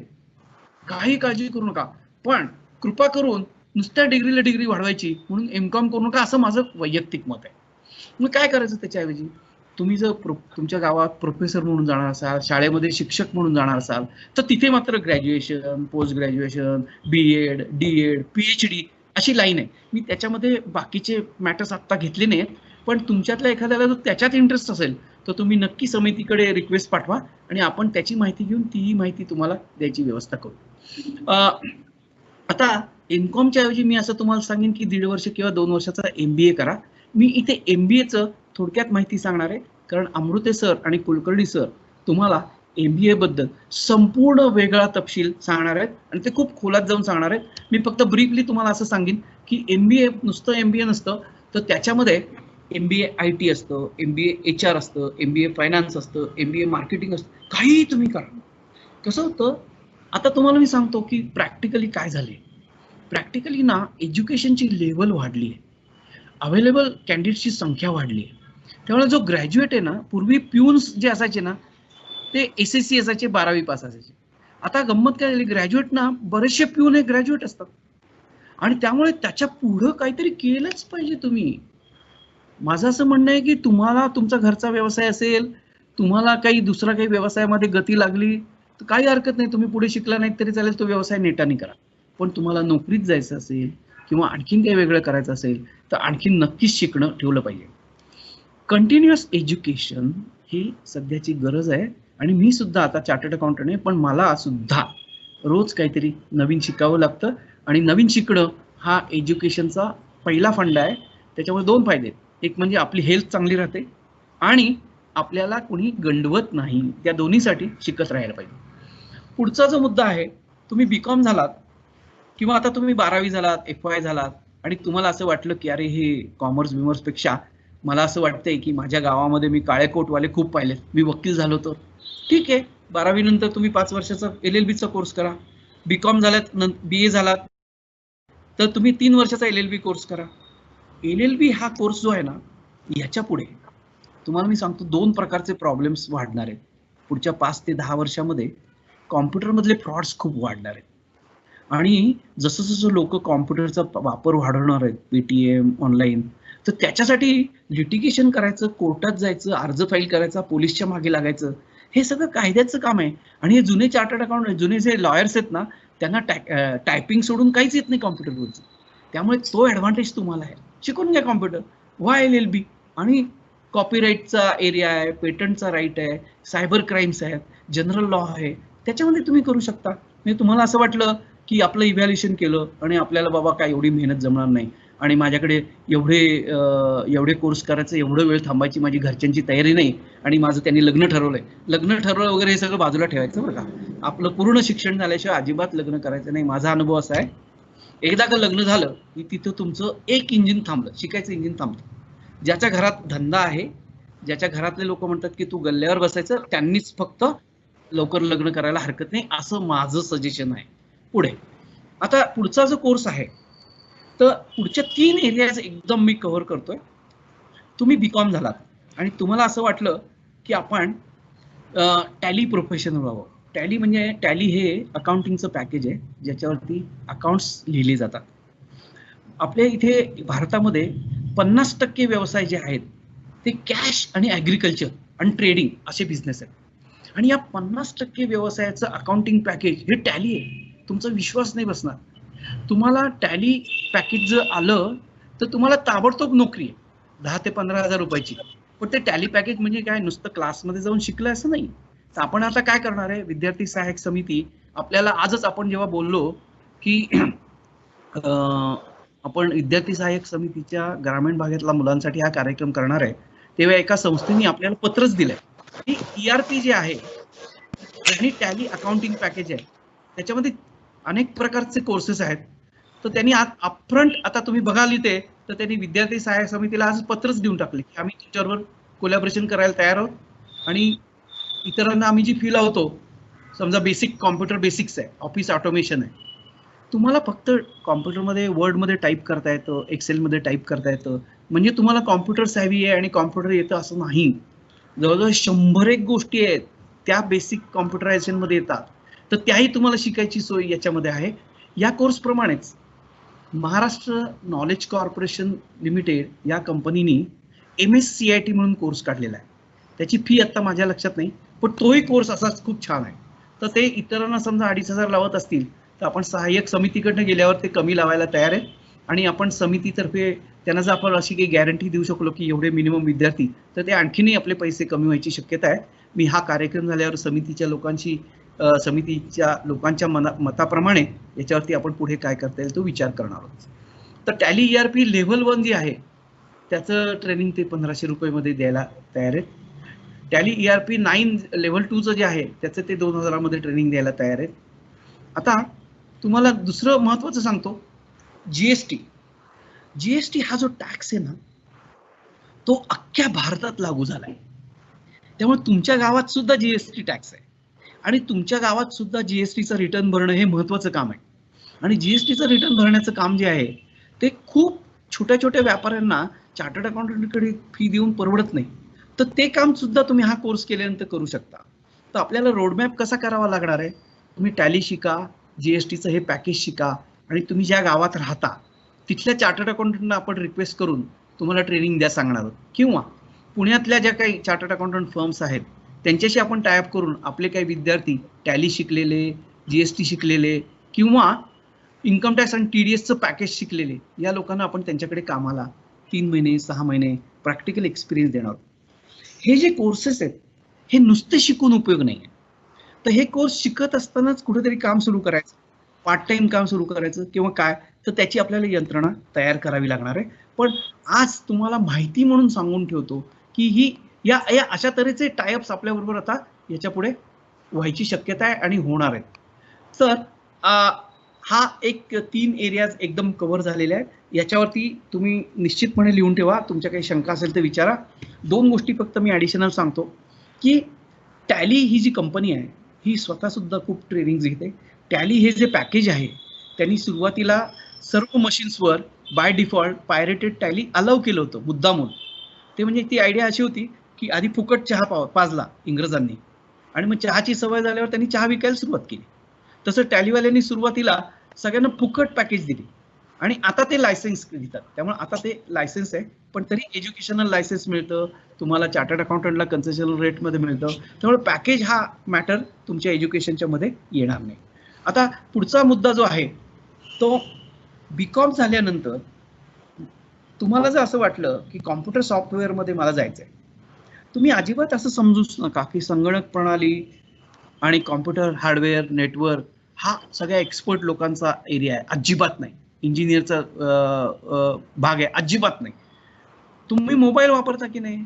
अहो मोबाईल वापरण्यासारखंच आहे कॉम्प्युटर वापरणं. उलट कॉम्प्युटर मोबाईल वापरत असाल तर कॉम्प्युटरमध्ये तसंच असतं, मेनू असतो, फंक्शन असतं, युजर असतो, पासवर्ड असतं, लॉग इन असतं, काय काय करा ते असतं. तर ते जर तुम्हाला माहिती आहे तर तुम्ही बँकिंग सॉफ्टवेअर आणि ERP त्याचे जे मॅन्युफॅक्चरर्स आहेत त्याच्यात पुण्यात लोकल कंपनी आहेत. ACP म्हणून खूप मोठं नाव आहे ERP. त्या पॅकेजेसची किंमतच कोटीमध्ये जाते. ते जर तुम्ही ACP शिकला तर त्या ACPचं सध्या प्रचंड शॉर्टेज आहे, माणसंच मिळत नाही. पण त्याच्यासाठी BCom झाल्यानंतर 2 वर्ष पूर्णपणे 12 तास रोज काम करायची तयारी पाहिजे. आणि आपल्याकडे ACPचे जे पुण्यामध्ये संस्था आहेत ट्रेनिंग, ते लोक आपल्याला स्टायपेंड म्हणून 8,000 रुपये 10,000 रुपये देऊ शकतील. पण मी तुम्हाला मगाशी म्हटलं तसं पहिल्या दिवशी ठरवावं लागेल की 2 वर्ष काय वाटेल तर झालं तरी मी सोडणार नाही. ACPच्या खालोखाल जगातली कंपनी ओरॅकल, यांच्या किमती कोटीमध्ये, पण लोकली पुण्यामध्ये 5 लाख 10 लाख इतक्या किमतीची पण सॉफ्टवेअर्स आहेत. आणि छोटी मध्यम साईजचे जे छोट्या कंपन्या आहेत ज्यांचा 5 कोटी टर्नओव्हर आहे, 10 कोटी टर्नओव्हर आहे, ते छोटी छोटी सॉफ्टवेअर घेतात. आता काय गंमत आहे की कुठलाही बिझनेस जो आहे तो जो वाढता ठेवायचा असेल, वाढवायचा असेल, तर त्याला कॉम्प्युटरची मदत घेतल्याशिवाय पर्यायच नाही. तर आपण काय करायचं, आपण BCom झाल्यावर शिरीषजी बोला. एक रिक्वेस्ट आहे, आमच्या विद्यार्थ्यांना नीट समजण्यासाठी ERP म्हणजे काय हे थोडंसं बॅकग्राऊंड थोडक्यात सांग. हो सांग. एंटरप्राइज रिसोर्सेस प्लॅनिंग असं कन्सॉलिडेटेड सॉफ्टवेअर असतं की जे कंपनीमध्ये सर्व डिपार्टमेंटना एकत्र आणतं. नुसतं टॅली पॅकेज आहे ते फक्त अकाउंटचं काम करतं. पेरोल पॅकेज असेल तर फक्त पेरोल कॅल्क्युलेट करतं. पण कंपनीमध्ये किंवा छोट्या बाकीच्या ऑर्गनायझेशनमध्ये बाकी खूप डिपार्टमेंट्स असतात. अकाउंट्स असतं, परचेस डिपार्टमेंट असतं, स्टोअर्स असतं, मार्केटिंग असतं, सेल्स असतं. तर या सगळ्या डिपार्टमेंटना वेगवेगळं सॉफ्टवेअर घ्यायचं नाही. पण ERP जर टोटल सोल्युशन घेतलं तर ही सगळी डिपार्टमेंट एकाच वेळी एकमेकाशी कनेक्टेड राहतात. आता या सॉफ्टवेअरच्या ट्रेनिंगमध्ये तुम्ही इन्व्हॉल्व्ह झालात की तुमची आयुष्याची शिडीच एकदम बदलून जाऊ शकते. कारण ज्या कंपन्या कोटीमध्ये टर्नओव्हर करायला सुरुवात करतात त्या आता ERP शिवाय जगू शकत नाही. ज्या बँका बँकिंग सॉफ्टवेअर आता पतपेढ्या ज्या आहेत त्याच फक्त मॅन्युअल अकाउंट्स ठेवतात. बाकी कोऑपरेटिव्ह बँका आणि पुढच्या बँका सगळ्यात कुठल्या तरी बँकिंग सॉफ्टवेअर इम्प्लिमेंट करून त्याच्या थ्रू वागतात. आता बँकिंग सॉफ्टवेअर म्हणजे काय तेही मी थोडक्यात सांगतो. अमृते साहेबांनी मला पॉइंटर दिला ते बरं झालं. बँकिंग सॉफ्टवेअर काय करतं त्याच्यामध्ये सेंट्रलाइज बँकिंग सोल्युशन CBS म्हणतात. त्याचे फायदे तुम्हाला माहिती आहेत की एनिवेअर बँकिंग, प्रत्येक ब्रँचला वेगळं सॉफ्टवेअर नसतं. तर त्याचं जे हेड ऑफिस आहे तिथे ते सेंट्रलाइज सॉफ्टवेअर असतं आणि इंटरनेट कनेक्शनद्वारे किंवा टेलिफोनच्या लाईन्सद्वारे ब्रँचेस कनेक्ट केलेले असतात. तर या सॉफ्टवेअरमध्ये आपण गेलो तर ते सॉफ्टवेअर ऑपरेट करायला शिकवलं ते बँकेमध्ये आपल्याला नोकरी लागायची चान्सेस खूप आहेत. तुम्ही एकदा बँकिंग सॉफ्टवेअर कुठलं शिकलात की पतपेढीचं काम जर करायचं असेल तर तिथे तुम्हाला नोकरी मिळायला प्रेफरन्स मिळू शकतो नुसत्या BComच्या. आता तुम्हाला महत्त्वाचा मुद्दा सांगतो की नुसतं BCom हे आता उपयोगाचं नाही. BCom plus GST, BCom plus tally, BCom plus computer सॉफ्टवेअरची माहिती, BCom plus GST, BCom plus tax असं काहीतरी असल्याशिवाय तुम्हाला जॉब मिळायला सुरुवात होणार नाही आणि तुम्हाला रिझनेबल पैसे मिळायला सुरुवात होईल. तुमच्याकडे एक्स्ट्रा काहीतरी आहे म्हणल्यावर त्याची किंमत दिली जाईल. नाहीतर मग काय होतं ते पिऊनपेक्षाही कमी पगार देतात ना. आपल्याला गरज आहे म्हणल्यावर ते घालून पाडून किती पैसे देतात आणि मग आपल्याला तसंच काम करत राहावं लागतं. तर पहिल्या दिवशी पहिल्या नोकरीमध्ये मी तुम्हाला सल्ला देईन की जी पहिली नोकरी मिळेल ती जेवढे पैसे देईल तेवढ्याला ऍक्सेप्ट करा. कारण जिथे जे तुम्ही शिकाल ना तिथे ते शिकणं फार महत्वाचं आहे. त्या 4 लोक भेटतील, कॉम्प्युटर ओपन होईल, त्याचं बिल तयार कराल तुम्ही, त्याला स्टेटमेंट तयार कराल, अकाउंट्स टाईप कराल. हा अनुभव तुम्हाला पुढचे दरवाजे उघडेल. पहिला दरवाजा उघडायला वेळ लागेल, पहिला दरवाजा उघडायला समिती तुम्हाला मदत करेल, बाकीचे तज्ज्ञ मदत करतील, शिकायला मदत करतील, पण हातपाय मात्र तुमचे तुम्हाला चालवायला लागतील आणि तुम्ही 2 पावलं 5 पावलं पुढे या, समिती पुढचे 5 पावलं पुढे येईल ही मला खात्री आहे. मी तुम्हाला ऑलरेडी सांगितलं पतपेढी. नंतर बेसिक IT स्किल मी मगाशी तुम्हाला म्हटलं महाराष्ट्र नॉलेज कॉर्पोरेशन लिमिटेड ही जी कंपनी आहे ती पुण्यातच आहे. ती कंपनी आपल्या लजपतराय हॉस्टेलच्या जवळच आहे. ते जे मराठा चेंबरची टॉवर आहे तिथेच त्याची कंपनी आहे. तुम्ही तिथेही जाऊन माहिती घ्या, त्यांच्या वेबसाईटवर घ्या. त्यांचेही खूप करिअरचे कोर्सेस आहेत, खूप कोर्सेस आहेत. मी इथे वेळेअभावी आज कव्हर करू शकलो नाही आणि शकणार नाही आहे. पण महाराष्ट्र नॉलेज कॉर्पोरेशन लिमिटेड हे वेबसाईट नोट करा आणि MSCIT हा कोर्स टाईप करा. तुमच्या गावातही MSCITची सेंटर्स आहेत. जेव्हा ही 2005 साली ही सेंटर सुरू केली तेव्हा आम्ही इसाका पुणे चॅप्टर तर्फे त्यांना ती सेंटर्स विद्यार्थीमुखी कशी होतील, व्यवसायाभिमुख कशी होतील असं आम्ही त्यांना बेसिक सेटअप तयार करून दिलं ऑडिट्स करून. त्यामुळे ते कोर्सेस खूप छान आहेत, ते बघा. तुम्ही स्वतः जर केपेबल असाल, तुम्हाला स्वतःबद्दल कॉन्फिडन्स असेल तर त्यांची CD मिळते, पुस्तक मिळतं, स्वतः करा. पण कुठलंही शिकायचं जर असेल तर त्याचं स्ट्रक्चर्ड एज्युकेशनच घ्यावं असं माझं सजेशन आहे. आणि म्हणून मी टॅलीचं जे आपल्याला प्रपोजल आलेलं आहे त्या माणसांकडे मी स्ट्रक्चर ट्रेनिंग घेईन आणि मग चार्टर्ड अकाउंटंटकडे जाऊन प्रॅक्टिस करेन. कारण काय होतं की तुम्ही दुसऱ्या कोणाकडे फुकट शिकायला गेला की तो त्याच्या मर्जीप्रमाणे शिकवतो आणि त्याला जे माहिती आहे तेवढंच शिकवतो. त्यालाच माहिती नसेल तर तो काय शिकवणार. त्यामुळे स्ट्रक्चर्ड शिक्षण घेणं, त्या क्लासमध्ये जाऊन बसणं, इतर विद्यार्थ्यांबरोबर काम करणं, इतर विद्यार्थ्यांचं नेटवर्क वाढवणं, इतर विद्यार्थ्यांच्या माहितीमधनं कोण काय काय माहिती घेतो हे पण महत्वाचं त्याच्यामध्ये आहे. विद्यार्थी मित्रांनो, तुम्ही यंग आहात, तरुण आहात, मला खूप तुम्हाला बेसिक गोष्ट सांगायची. आपलं हे जे मन आहे ना, हे मन आहे ना, जेवढं चांगलं आहे ना तेवढं वाईट आहे. आणि हे चांगलं आणि वाईट मन जे आहे ना ह्याला बॅलन्स करायला शिस्त लावायला पाहिजे आपल्या स्वतःला आणि त्यांना सारखं कंट्रोल करायला पाहिजे. आणि ते सारखं कंट्रोल कसं करायचं तर आपली जी बुद्धी आहे, विजडम त्याला म्हणतो, तो मेंदूमधला एक तो भाग आहे तो आपण ऍक्टिव्हेट ठेवला पाहिजे. म्हणजे कसं की एखादी गोष्ट मनात आली तर ती जर निगेटिव्ह असेल तर ती आत जाऊनच द्यायची नाही. तर ते विजडम काम करते. बाजूला सकाळी सकाळी आपल्या डोक्यात येतात काय करायचं, शेतावर प्रॉब्लेम आहे, बियाणं आणायचे, बाबांनी मला हे सांगितलंय, त्याचबरोबर समितीने मला हेही सांगितलंय, मी काय करू. ओके, बाबांनी सांगितलेलं आहे ते अर्जंट आहे कारण आज पाऊस पडणार आहे, त्याच्या आधी बिया आणायच्यात, मग ती प्रायोरिटी. मग विजडम वापरायचं की समितीच्या लोकांना सांगा मी 1 तासाभरात येतो आणि जा करा. अभ्यास करायला लागल्यावर असं लागलं, अरे हे फारच अवघड आहे, अरे तो फलाना जो आहे तो लय हुशार आहे, मला काय जमत नाही, हे कसं होणार. तर तो हुशार आहे ते बाजूला ठेवायचं, हुशारी आणायची आपली आणि म्हणायचं अरे मला पण जमेल. मला पण जमेल म्हणलं की मनामध्ये तुमचा पुढचा विचार येणार आहे की मी काय केलं पाहिजे मला जमण्यासाठी. आणि तुमच्या मनामध्ये हा जो विचार राहिला अवघड आहे, तर पुढचा विचार येतो हे काय अर्थ नाही राव, हे काय चाललंय या शहरातल्या लोकांचं बरं आहे राव, हे आम्हाला काय जमणार नाही. तुम्ही एकदा नाही म्हणलात ना की ती नाहीचा पाडा सुरू होतो. म्हणून मन कंट्रोल करायला पाहिजे. आणि मन कंट्रोल करायला तुम्ही तरुण आहात, तुम्हाला मी सांगतो मन आणि शरीर हे दोन, मी आज माझ्या वयाच्या उशिराने तुम्हाला सांगतोय, मला उशिराने जाग आली आहे, पण मला बऱ्यापैकी उशिराने सुद्धा लवकर जाग आली आहे. पण ह्याच्या पुढचा काळ आहे ना तो थोडा कठीण आहे आणि तो कॉम्पिटिटिव्ह आहे. त्या कॉम्पिटिटिव्ह काळात फर्मली उभं राहायला आपलं मन स्थिर असणं, व्यवस्थित निर्णय घेता येणं हे फार महत्वाचं आहे. मग काय काय करायला पाहिजे, तर त्याला अनेक उपाय आहेत. तुम्हाला जो योग्य वाटेल तो उपाय करा. तुमच्या गावात कोण गुरु असेल, कोणी पुजारी असेल, तुमच्या गावामध्ये तुमचे कोण सरपंच लीडर असतील, तुम्ही ज्यांना मानता, काय आहे तुम्ही कोणाला मानतात त्यांना विचारा.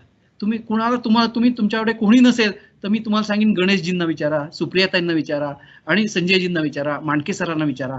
ते तुम्हाला सांगतील की तुम्ही काय करा. पण तुम्ही आधी काहीतरी करणार हे ठरवून जा. त्यांना सगळं सांगायला लावू नका. आणि तुम्ही सांगा मी असं केलं तर चालेल का, मग ते सांगतील हो कर, आणि त्याच्यात हे आणखीन कर.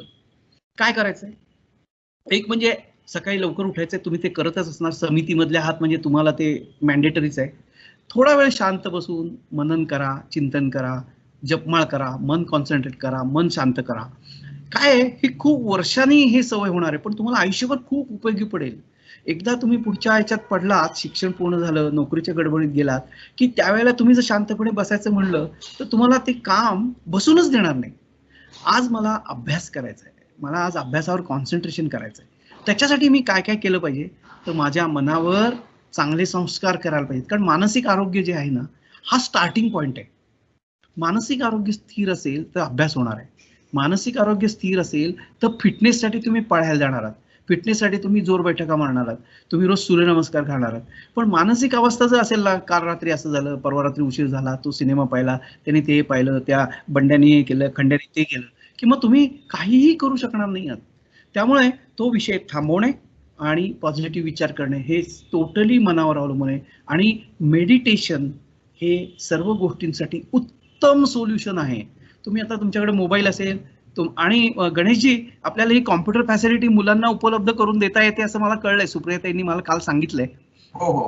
हा, तर मी विद्यार्थ्यांना असं सांगेन की तुम्हाला जे काही सर्च करायचं आहे ते समितीमधल्या कॉम्प्युटर फॅसिलिटीमध्ये या, त्याची जी काही वेळ असेल ती, आणि हे तुम्ही सर्च करू शकता. महाराष्ट्र नॉलेज कॉर्पोरेशन काय, मेडिटेशन म्हणजे काय, तुम्ही समजून उमजून करा. मी सांगतो म्हणून करू नका. तुम्हाला त्याचे 2-2 मिनिटाचे युट्यूब मिळतील, 5-5 मिनिटाचे युट्यूब मिळतील, अभ्यास कसा करावा याची युट्यूब मिळतील. तुम्ही अभ्यास करा, तुमचं स्वतःचं नेचर जाणा. तुम्हाला स्वतःचं नेचर माहित नसेल तर मित्राला विचारा की अरे मी खूप रागीट आहे का, मी शांत आहे का, मी हुशार आहे का. आपल्या लोक सांगतात अरे लय हुशार आहे तू, म्हणजे मग कळतं तुम्हाला की यस मी आहे हुशार, आणि तो कॉन्फिडन्स आणा आणि एक एक गोष्ट पुढे जा. तुम्हाला आता महत्वाचा नियम सांगतो बाजारातला, जो माझ्या गेल्या 40 वर्षाचा अनुभव आहे, तो 49-51 हा नियम आहे. म्हणजे काय, तर तुमचे प्रयत्न हे 49% आहे आणि 51 हे प्रारब्ध आहे. आता तुमचा देवावर विश्वास असो नसो, पण जगात अशी काही यंत्रणा आहे जी सगळ्या जगाला कंट्रोल करायला मदत करते. म्हणजे आपला जन्म, आपण 9 महिने आता आईच्या पोटामध्ये असतो, तो 9 महिने इतका गुदमरलेला टाइम असतो, पण तो आपल्याला आठवतच नाही. पण ती प्रोसेस आहे. पण हे कोण करतं, कशासाठी जीव जन्माला घालतं, तर हे प्रश्नांची उत्तरं आपले आपण शोधायची. पण प्रत्येक गोष्टीसाठी तुम्ही 49% प्रयत्न केले की 51% मदतीला येणार आहे. तुम्ही प्रयत्न 48 केले, 47 केले तर ते 51 येणारच नाही, आणि मग तुम्ही उगीच नशिबाला दोष देणार. 49 करायचं म्हणजे काय हो करायचं, तर तुमचं तुम्हाला बरोबर कळतं की मी काय काय केलं पाहिजे.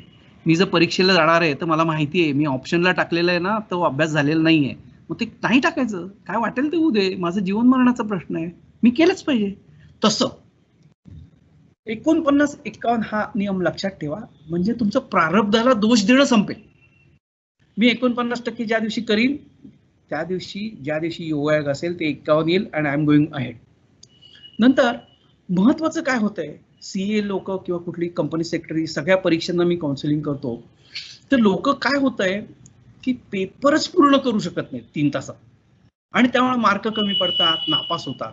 तर अगदी एकच नियम मी परीक्षेचा सांगणार की जर 3 तासाची परीक्षा आहे आणि 100 मार्काचा पेपर आहे, त्याचा अर्थ काय आहे की प्रत्येक मार्काला 1.8 मिनिट एवढाच टाइम आहे. म्हणजे जर 10 मार्काचा प्रश्न असेल तर मला 18 मिनिटच आहेत.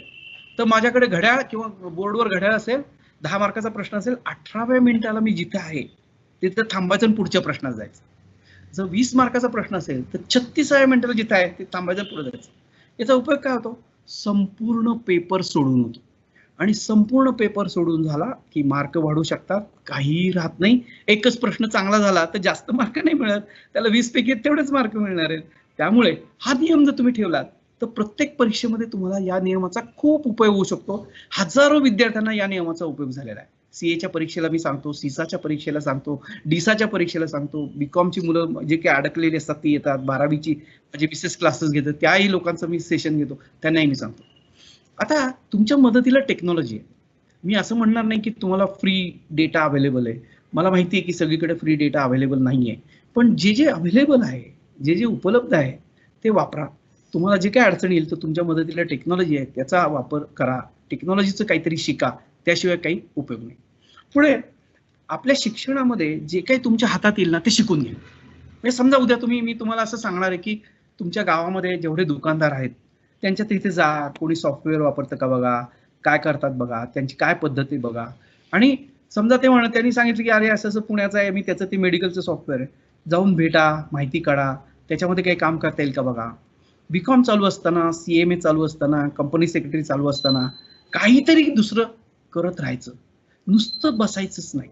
तुम्हाला हे प्रोफेशनल कोर्स करताना वेळच मिळणार नाही खरं, पण जेव्हा केव्हा वेळ मिळेल तेव्हा तुमचा जो छंद असेल, तुम्हाला जे आवडत असेल, म्हणजे आता एखाद्याला असं आवडत असेल की देवळात जाऊन कीर्तन करावं, जा देवळात जाऊन कीर्तन करा, काहीच प्रॉब्लेम नाही. तुम्हाला असं वाटलं की काही नाही, आमच्या गावात जे सरकारी हॉस्पिटल आहे तिथं मला मदत करायला आवडेल, जा थोडा वेळ. तो खूप मोठा भाग होणार आहे, तुम्हाला जीवन शिकवणार आहे या अशा तऱ्हेच्या अपॉर्च्युनिटीज. त्यामुळे फक्त शिक्षण नाही, जेव्हा खूप होईल म्हणजे तुम्ही शिक्षणाचा मापदंड ठेवायचाच की माझं हे आठवड्याचं झालंय आणि मी आता काय करू. त्यावेळेला योग्य काम करा, आपल्या आवडीचं काहीतरी करा, आपल्या आवडीचं पुस्तक वाचा. आणि तुम्हाला या सगळ्याला वेळ नाही झाला तर डायरीत लिहून ठेवा की मी जेव्हा दिवशी पगार करायला सुरुवात करीन त्याच्या दुसऱ्या दिवशीपासून माझा छंद जोपासेल. म्हणजे मग तो छंद मध्ये येणार नाही तुमच्या उद्देशामध्ये. दुसरं म्हणजे एक्झाम टेक्निक मी तुम्हाला ऑलरेडी सांगितलं. इंग्रजी भाषा जी आहे त्या इंग्रजी भाषेला घाबरू नका. मुख्य प्रॉब्लेम मराठी मुलांचा काय माहितीये का, की अरे हे मला फाडफाड बोलता येत नाही. अरे नाही होते, तुमची जी मातृभाषा ग्रामीण भाषा जी आहे ना, त्या ग्रामीण भाषेत सुद्धा तुम्हाला इंग्रजी बोलता येतं. तुमची इंग्रजीची भीती काढून टाका. इंग्रजीत बोलावं कसं याच्यात युट्यूबवर एवढे व्हिडिओज आहेत, साधे व्हिडिओज आहेत. मी विद्यार्थी सहाय्यक समितीला सांगेन की हे सगळं तुम्ही मुद्दामून सिलेक्ट करून पाहिजे तर त्यांच्या वेबसाईटवर किंवा तुमच्या ऑफिसमध्ये लोड करून ठेवा आणि ही इंग्रजीची भीती घालवा. कारण इंग्रजीमध्ये ना सर्व ज्ञान उपलब्ध झालंय, फॉर्च्युनेटली किंवा अनफॉर्च्युनेटली. आणि मराठीतलं ज्ञान जे आहे ते कॉर्पोरेट वर्ल्डमध्ये एवढे अजून चालत नाही. मराठी माणसाची जर कंपनी असेल तिथे सगळं मराठी असेल, मराठी संगणक प्रणाली आहे. मी तुम्हाला सांगतो की मी मगाशी तुम्हाला सांगितलं की पतपेढीचं अकाउंटिंग सॉफ्टवेअर हे मराठीत आहे. तुम्ही जिथे शिकायला जाल मराठीतच आहे. मराठी आणि इंग्रजी याचं कॉम्बिनेशन करून शिका, अजिबात घाबरू नका. इंग्रजी लँग्वेज मी तुम्हाला सांगतो की अमेरिकेत मी गेलो, माझं इंग्रजीचं प्रोनाऊन्सिएशन अतिशय पोअर होतं, पण तिथले नियम मला कळले की हळूहळू बोलायचं, शांत बोलायचं, हळूहळू ऐकायचं. आपल्याला गोंधळ काय होतो, आपण ऐकूनच पूर्ण घेत नाही, आपण कन्क्लुजन काढतो, हा काय विचारतो मला येत नाही. त्यांना आपण असं म्हणू शकतो, समजा तुम्ही कुणाशी बोलायला गेलात आणि त्यांनी काहीतरी सांगितलं GSTR 9, आपण असं त्याला म्हणू, एक्सक्यूज मी सर, मला तुम्ही काय बोललात खरंच कळलं नाही, परत समजून सांगता का. तर तो माणूस परत सांगतो. हे बघा, तुमच्या इंटेन्शनवर आहे, तुमच्या इंटिग्रिटीवर सर्व काही आहे. त्यामुळे अजिबात कुठेही गेलं तरी घाबरायचं नाही. इंग्रजी भाषेला तर मुळीच घाबरायचं नाही, पण थोडंसं आत्ता घाबरा म्हणजे शिका, कारण थोडीशी भीती असल्यामुळे ते शिक्षण होईल. फार कॉन्फिडन्स जो आहे तो नंतर येऊ द्या, आत्ता बाजूला ठेवा. दुसरं म्हणजे जेव्हा जेव्हा तुम्ही आता काही करायला जा याच्या पुढे, तर तुम्ही सगळं व्यवस्थित समोर कम्युनिकेट करू शकला पाहिजे. तुम्हाला समोरचा काय सांगतो हे कळलंच पाहिजे, त्याचा वेळ घेऊन विचारलंच पाहिजे, तुम्ही त्याच्याशी बरोबर संपर्कात राहिलं पाहिजे, त्याला उलट सांगितलं पाहिजे. तुम्ही उद्या तुमच्या गावातल्या कुठल्या माणसाला भेटायला गेलात आणि त्यांनी ते सांगितलं की हे शहरातलं कुठलं तरी सॉफ्टवेअर माझं आहे, तर तो सॉफ्टवेअरचा माणूस कोण आहे, त्याचं नाव काय, तो कसा शिकला, त्याच्याशी कसं बोलायला पाहिजे, तर हे सगळं कम्युनिकेशन हे आपलं आपण करायचंय. आणि अजिबात घाबरायचं नाही आणि अजिबात तुम्ही कुठल्याही बाबतीत काही कमी नाहीये हा कॉन्फिडन्स पहिला आणा. कारण तुम्ही शेवटी माणूस आहात, तुमची प्रोसेस आहे, तुमचं वय आहे, तुमची परिस्थिती आहे, तुमचं गाव आहे आणि त्यातनं तुम्ही पुढे पुढे चाललाय. तुम्ही कुठे राहा, गावात राहा, मधल्या शहरात राहा. म्हणजे हा आणखीन एक महत्वाचा मुद्दा मी पुढच्या स्लाइडमध्ये सांगणार आहे. तोपर्यंत हे कम्युनिकेशनचं हे जे आहे ते मी इथे थांबवतो. इकडे मी परत लागलं तर परत येणार आहे. तुम्हाला काही शंका असेल तर नोट करून ठेवा, परत आपण येऊ. आता तुम्ही ज्या गावात राहतात तर तुम्हाला मी सांगतो की अपॉर्च्युनिटी जी आहे ना तुमच्या गावाच्या जवळच्या गावात आहे.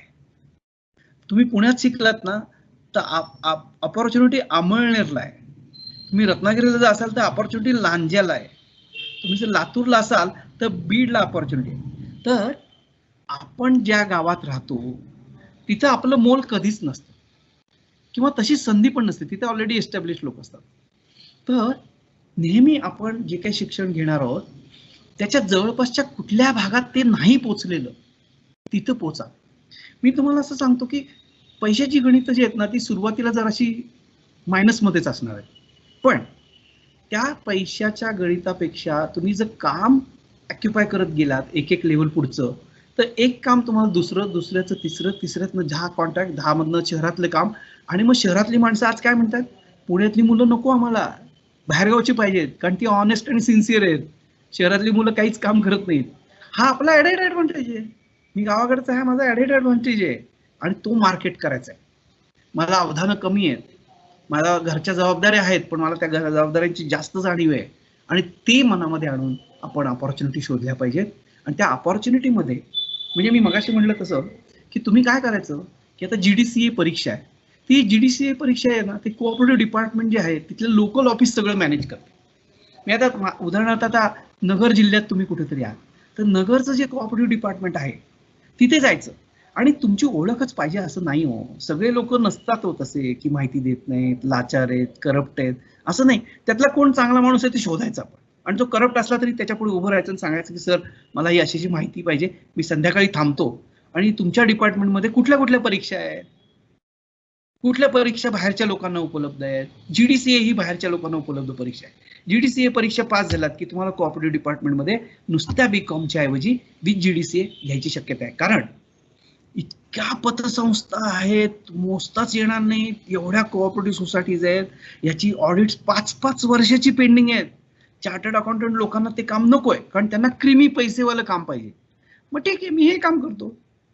तर असं आपल्याला लोकल ऑफिसमध्ये जायचं, तुमच्या डिपार्टमेंटच्या कुठल्या परीक्षा आहेत, कुठल्या परीक्षेला मी क्वालिफाईड आहे, मी आता BCom 12वी झालोय, मी आत्तापासून काही करू शकतो का, BCom झाल्यानंतर करू शकतो का, मी परत येतो. त्या माणसाला रिक्वेस्ट करायची की तुमचं मला नाव, नंबर, फोन देता का.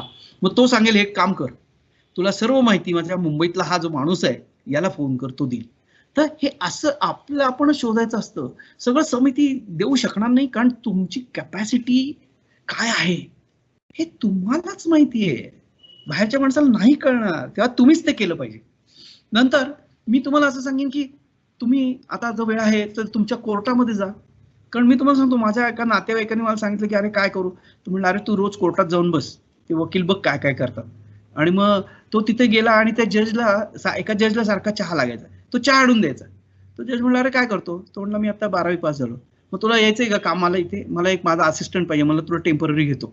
आणि तो 3-4 महिने त्याच्याकडे टेम्पररी राहिला, साईड बाय साईड LLB झाला आणि तो त्याच कोर्टात LLBची प्रॅक्टिस करायला लागला. तुम्हाला कुठल्या बाजूनी कशी अपॉर्च्युनिटी येणार आहे हे काहीही सांगता येत नाही. ठराविक संकेत आहेत का, नाही, पण 49 प्रयत्न तुमच्या हातात, सूचकता तुमच्या हातात आहे, शोधणं तुमच्या हातात आहे.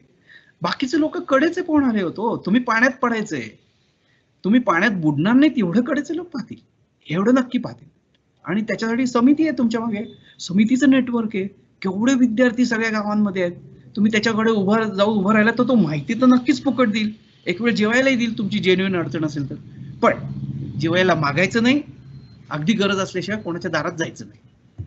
दुसरं, आता मी तुम्हाला असं म्हणेन की 12वी ते बीकॉम या पिरियडमध्ये जेवढा तुम्हाला संध्याकाळी तास, 2 तास, 3 तास वेळ असेल, तेव्हा समितीला मदतीला घेऊन पुण्यात तुम्ही असाल, गावात असाल, 2 तासाचं काम घ्या. डॉक्टरकडे रिसेप्शनिस्टचं काम आहे, जा. तुम्हाला 25 पेशंट भेटतील आणि त्याच्यातले कोण जे चांगले असतील ते तुमच्याशी बोलतील. तुम्ही त्याला विचारू शकता की अरे बाबा तुम्ही काय करता, अरे मी असं करतो, मी असंच आहे, मी काय करू.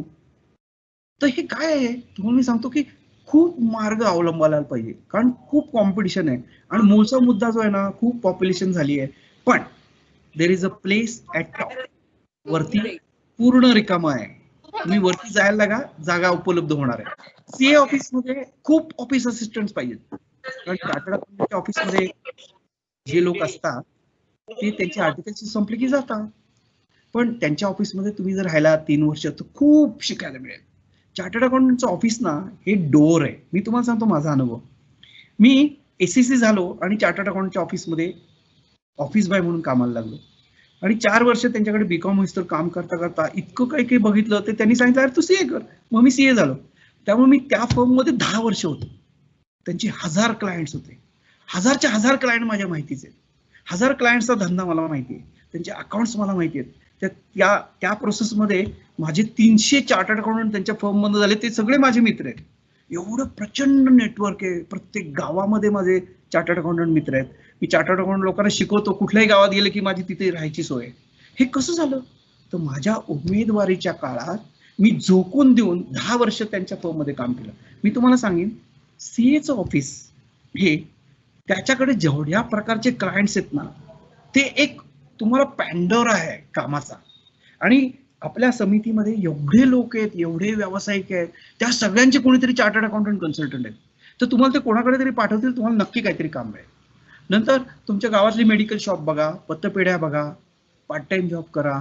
तुमच्या गावात सुपर मार्केट कुठलं आहे बघा, सुपर मार्केट येणार असेल तर ते कुठलं सॉफ्टवेअर बघतायत बघा. ते सॉफ्टवेअरचं मुंबईला ऑफिस असेल तर त्यांना पत्र लिहा, त्यांना ईमेल लिहा की तुमच्या सॉफ्टवेअरचं मला ट्रेनिंग द्याल का. आणि हे ट्रेनिंग फुकट असतं सगळं, त्यांना माणसं पाहिजे असतात शिकायला. तर आता इथपर्यंत आपण आलेलो आहे. आता वे अहेड जो आहे तो 2 गोष्टींवर अवलंबून आहे.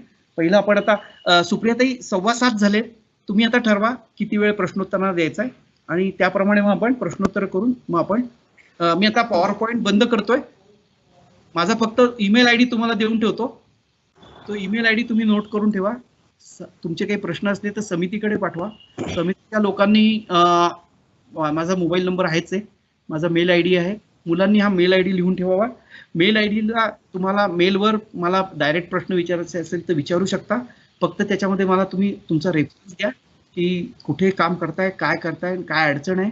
आणि मी मेल रेग्युलरली जरी रिप्लाय करू शकलो नाही तरी माझा असा प्रयत्न आहे की साधारणपणे 2 ते 3 दिवसात मी प्रत्येक मेलला उत्तर देतो. सो धन्यवाद. आणि मी आता माझी स्लाइड बंद करतोय गणेशजी. हो सर. आणि आता आपण इकडे येऊया. हा, आता प्रश्नोत्तराला येऊया. चाललेलं होतं सगळं, एक प्रवाह असा तो बोलण्याला होता आणि अनेक गोष्टी, म्हणजे ह्या फील्डशी संबंध असो नसो अतिशय क्लॅरिटीने तुम्ही हे सगळं सांगत गेलात. आता विद्यार्थ्यांच्याकडनं प्रश्नांची आपण अपेक्षा करतो. का सहाय्य करू सुप्रियाताई? माझा नेहमी प्रिन्सिपल असा आहे की टीम वर्क असतं. बरोबर आहे सर. काम आहे, तुमचं काम आहे, समृद्धी साहेबांचं काम आहे, मांडके साहेबांचं काम आहे, गणेशजीचं काम आहे, तसं माझं हे छोटंसं काम आहे. हे सगळं जिक्सॉ पझल पूर्ण करायला विद्यार्थ्यांचा जो मधले मोठे पार्ट्स आहेत जिक्सॉ पझलचे ते त्यांनी घालायचे.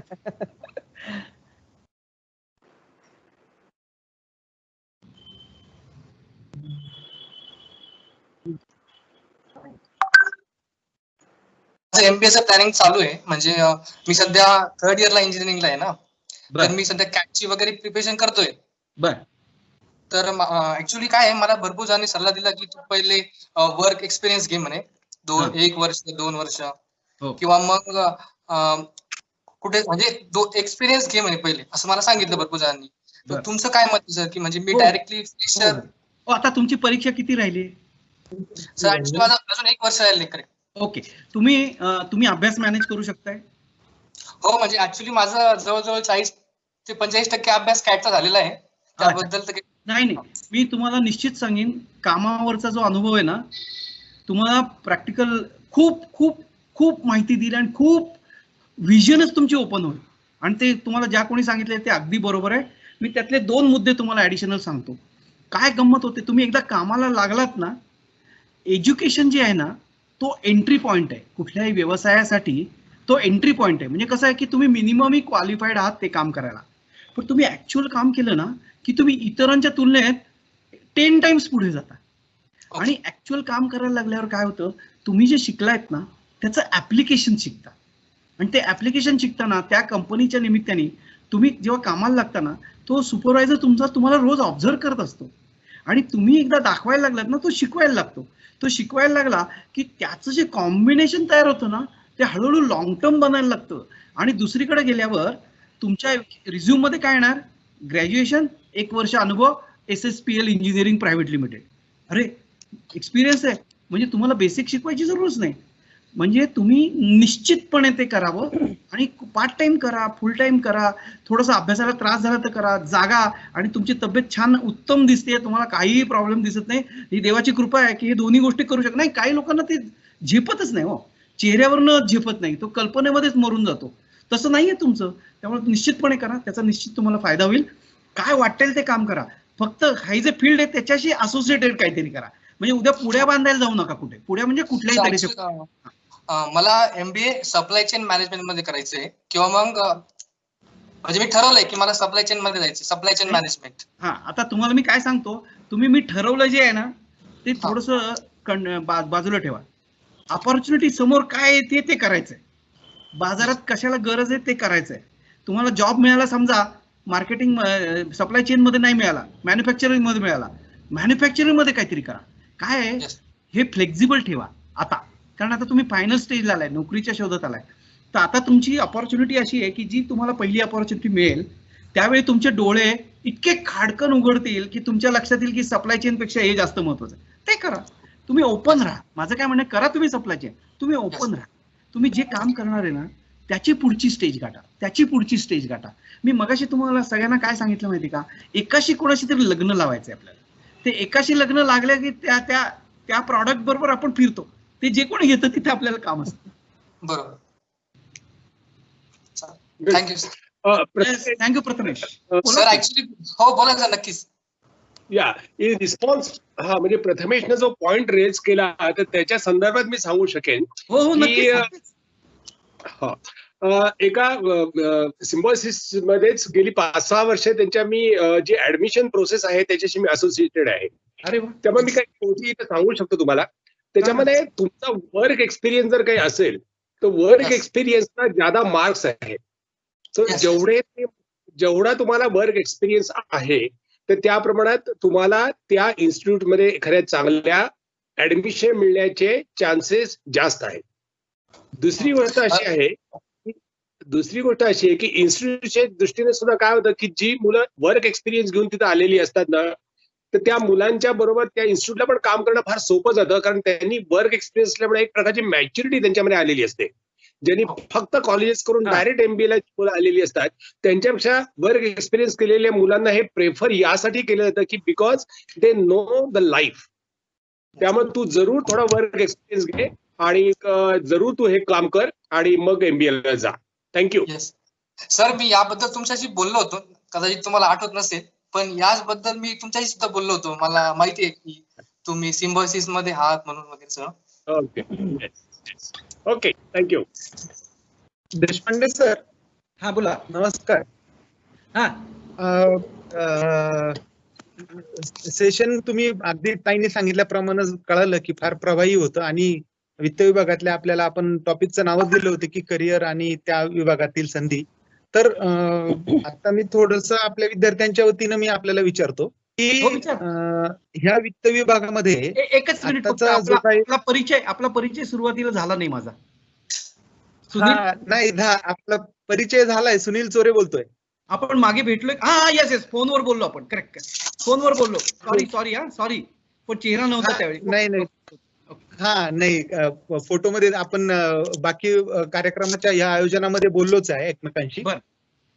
तर या विद्यार्थ्यांच्या दृष्टीने मला आपल्याला एक प्रश्न विचारायचा आहे की ह्या विचार ना. आताचा जो काय कोरोना काळ आहे किंवा हो. मुलं जी आता सगळी एका दृष्टीने, आणि मागच्या वेळेस आम्ही डॉक्टर ज्योती गोगटे ताईंना बोलवलं होतं की स्वतःचा व्यवसाय काही करता येईल का. तर हे जे क्षेत्र तुम्ही आता आम्हाला जे सांगितलं त्याच्यामध्ये जे काही वेगवेगळे टप्पे सांगितले, हो. एक टॅक्स कन्सल्टंटचा मुद्दा असेल किंवा तुम्ही हिशोब तपासणीचा मुद्दा सांगितला असेल, तर एक साइड बिझनेस म्हणून आता मी बऱ्याच वेळा पाहतो की काही शिक्षक लोक अप्रोच होतात की ज्यांना अवधी असतो आणि ते म्हणतात की आम्ही तुमचा ITR भरून देतो, आम्हाला अमुक 500 रुपये वगैरे द्या, किंवा असं काही याच्यातनं आपल्याला घेता येईल का की जेणेकरून एक पार्ट टाइम जॉब मिळता येईल. तर अशा कुठल्या कुठल्या संधी आहेत की ते कुठले कुठले पॉकेट्स आहेत? ओके मी रिपीट करतो. जीएसटी जो आहे ना, जीएसटी हा असाच महिन्यातनं एकदा रिटर्न भरायचं काम आहे. तर ते काम नक्की आपले विद्यार्थी करू शकतील. काही तुम्ही दुसरा उद्योग करा, महिन्यातनं एक दिवस जायचं, सगळ्या महिन्यातला खरेदी विक्री बघायची आणि जीएसटीचा रिटर्न भरायचा. वार्षिक इन्कम टॅक्सचा रिटर्न भरायचा कॅपॅसिटी यायला जरा वेळ लागेल, खूप अनुभव घ्यायला लागेल, कारण त्याच्यात खूप प्रकारच्या पुढच्या गोष्टी असतात, पुढचे धोके असतात की इन्कम टॅक्स हा जरा वेगळा विषय आहे. पण जीएसटी अगदी स्टँडर्ड आहे सगळं. जीएसटी आहे, पार्ट टाइम अकाउंट्स लिहायचं काम करू शकतात, कारण जे छोटे व्यापारी असतात त्यांना फुल टाइम अकाउंटंट परवडत नाही. पण एखादा म्हणला मी आठवड्यातनं एक दिवस येथून करतो, तर तो पार्ट टाइम काम करता येईल त्याला अकाउंट्स लिहिण्याचं, त्या कंपनीचं, त्या फर्मचं. कारण आता सगळ्यांनाच अकाउंट्स लिहायला लागतात, त्यामुळे अकाउंट्स लिहिणे हे सुद्धा पार्ट टाइम करता येईल. इन्कम टॅक्सचा रिटर्न भरणं वार्षिक असतं, ते दर महिन्याला पैसे नाही मिळत. काय आपल्याला रतीब करणारी दुधाचा बाह्य पाहिजे, दर महिन्याला पैसे मिळाले पाहिजे. आणि त्याच्या दृष्टीने हा जीएसटीचा रिटर्न भरणं किंवा महिन्याचे अकाउंट्स लिहिणं हे मस्त उद्योग आहेत. हे सगळ्यांना पार्ट टाइम करता येतील, आपल्या आधीच्या विद्यार्थ्यांना पण करता येतील. तर याच्यासाठी कुठले स्किल कॉम्पिटन्सी त्यांना एक्वायर करावे लागेल? कारण आता समजा मी जर वेगळ्या ब्रांचचा विद्यार्थी असेल तर मला हे कळेल, जमेल का? हो जमेल. आपण सुरुवातीला जे टॅलीचे जे आपल्याबरोबर मी तुमच्याबरोबर शेअर केलंय ते एज्युकेशनल इन्स्टिट्यूट आहे, ते जीएसटीचा कोर्स कंडक्ट करतात. आणि आपल्या त्या जीएसटीचा कोर्स केल्यानंतर त्याला आपल्याला 1 महिना 2 महिने कुठल्या तरी चार्टर्ड अकाउंटंटकडे ट्रेनिंगला पाठवावं लागेल ऍक्च्युअल जीएसटी रिटर्न भरायला, आणि मग तो त्याच्यामध्ये तरबेज होईल. हे कोर्सेस ऑनलाईन उपलब्ध आहेत सर? नाही, हे ऑनलाईन उपलब्ध आहेत, करू नयेत, कोणीतरी शिकवायला पाहिजे. कोर्सेस ऑनलाईन आहेत, बरोबर आहे. सॉरी, माझं सांगण्याचं चुकलं. ते एडुकाम सुद्धा ज्याचं प्रपोजल आपण समितीकडे पाठवणार आहोत, सध्या लॉकडाऊन मध्ये ते ऑनलाईनच कोर्स घेत आहेत. फिजिकली ते जानेवारीमध्ये ओपन होणार आहेत. ऑनलाईन म्हणजे फुकटचे ऑनलाईन कोर्सेस करू नयेत यातले, असं माझं म्हणणं. जो प्रोफेशनल शिकवणार आहेत त्याच्याकडे करावे असं. नाही, तसंच करू. तुम्ही आम्हाला ते नक्की सुचवा. आम्ही ताईंच्या माध्यमातून, मुलांच्या माध्यमातून ते आम्ही मुलांना कळवू. कारण ह्या कोरोना काळामध्ये जर पैसे कमवण्यासारखं काही वेगळं जर आम्हाला कळालं तर विद्यार्थी ऑटोमॅटिक ते करतील, आणि एक आनंदाने 1-2 पैसे मिळाले त्यातले त्यांना स्किल कॉम्पिटन्सी हळूहळू वाढेल, आणि ते जे काही एक्स्ट्रा इन्कम आहे ते भले ते त्यांचं एज्युकेशन करतील, परंतु हळूहळू ही जर काही त्यांना पॉकेट जी काही तुम्ही सांगितली ती जर आम्ही एनकॅश करू शकलो तर थोडंसं अर्थार्जन पण होईल. अर्न अँड लर्न स्कीम सारखी ऑलरेडी आमची एक चांगली स्कीम चालू असते, त्यातनं आम्हाला काहीतरी मदत करता येईल लोकांना. त्याच्यासाठी काही प्रॅक्टिकल कुठल्या तरी फर्म मध्ये जाऊन काही काम करणं कसं करायला पाहिजे ते आपल्याला ऑर्गनाईज करावं लागेल.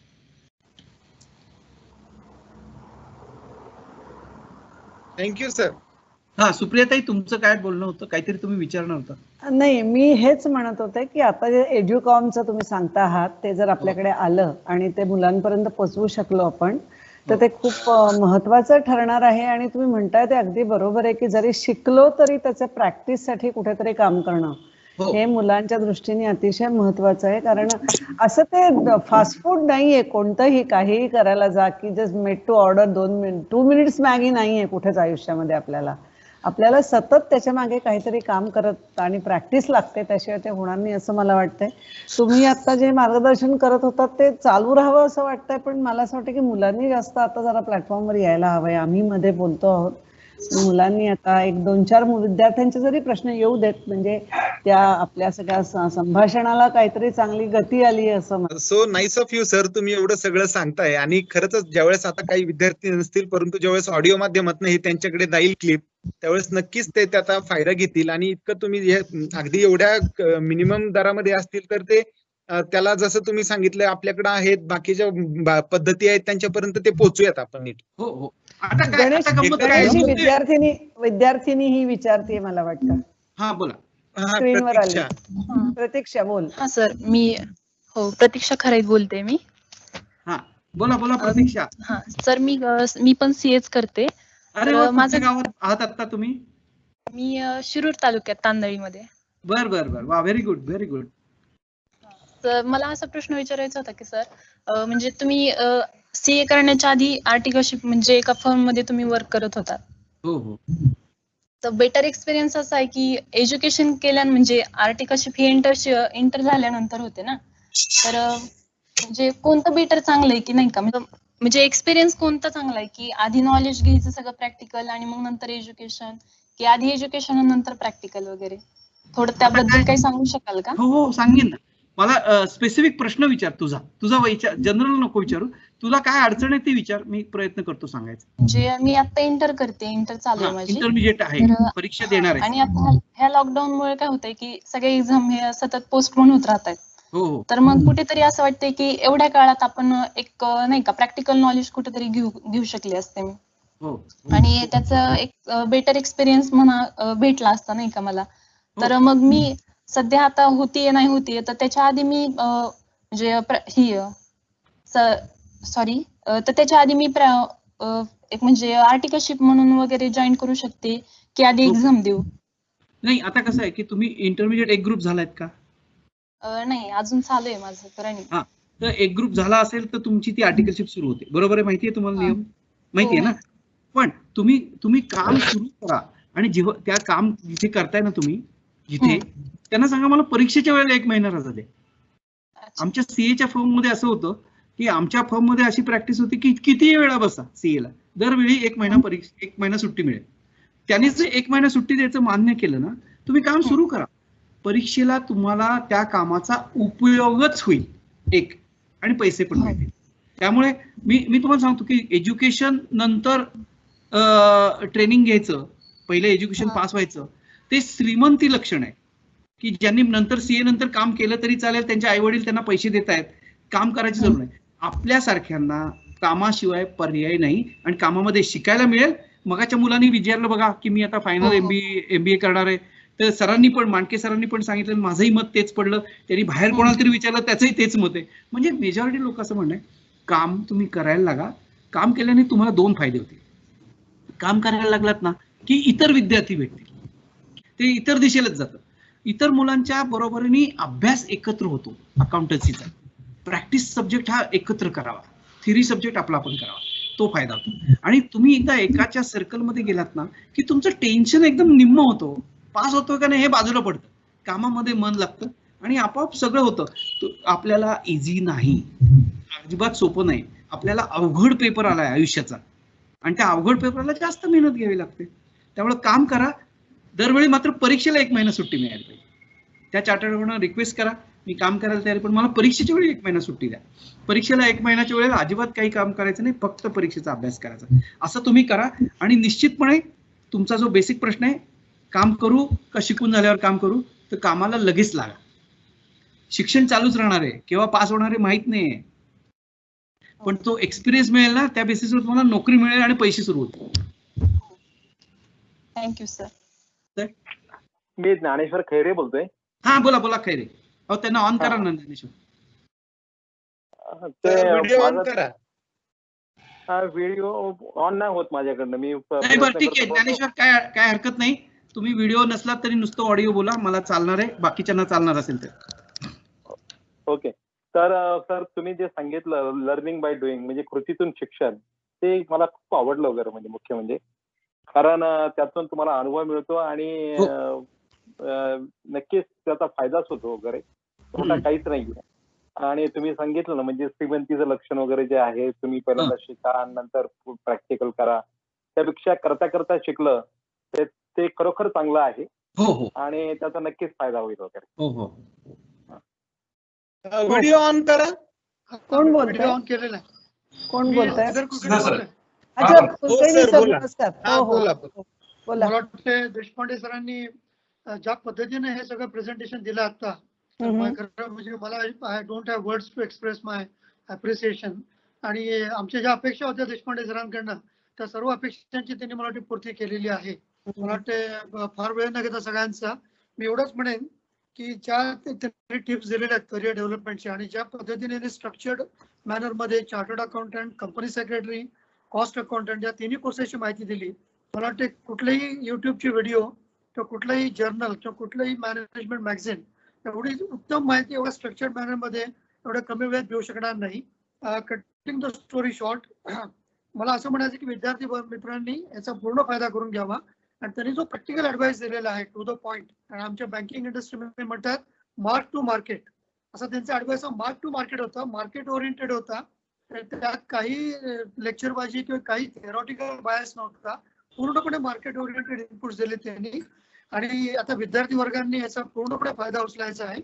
आणि CA म्हणा, CS म्हणा, ICWA म्हणा, MBA म्हणा, ते जे काय करायचं, GST प्रोफेशनलचा कोर्स करायचा असेल, MKCA चा करायचा असेल, जे काय करायचं असेल पूर्णपणे पॅशननी तन मन धन हे करून त्यांनी याचा फायदा करून घ्यावा.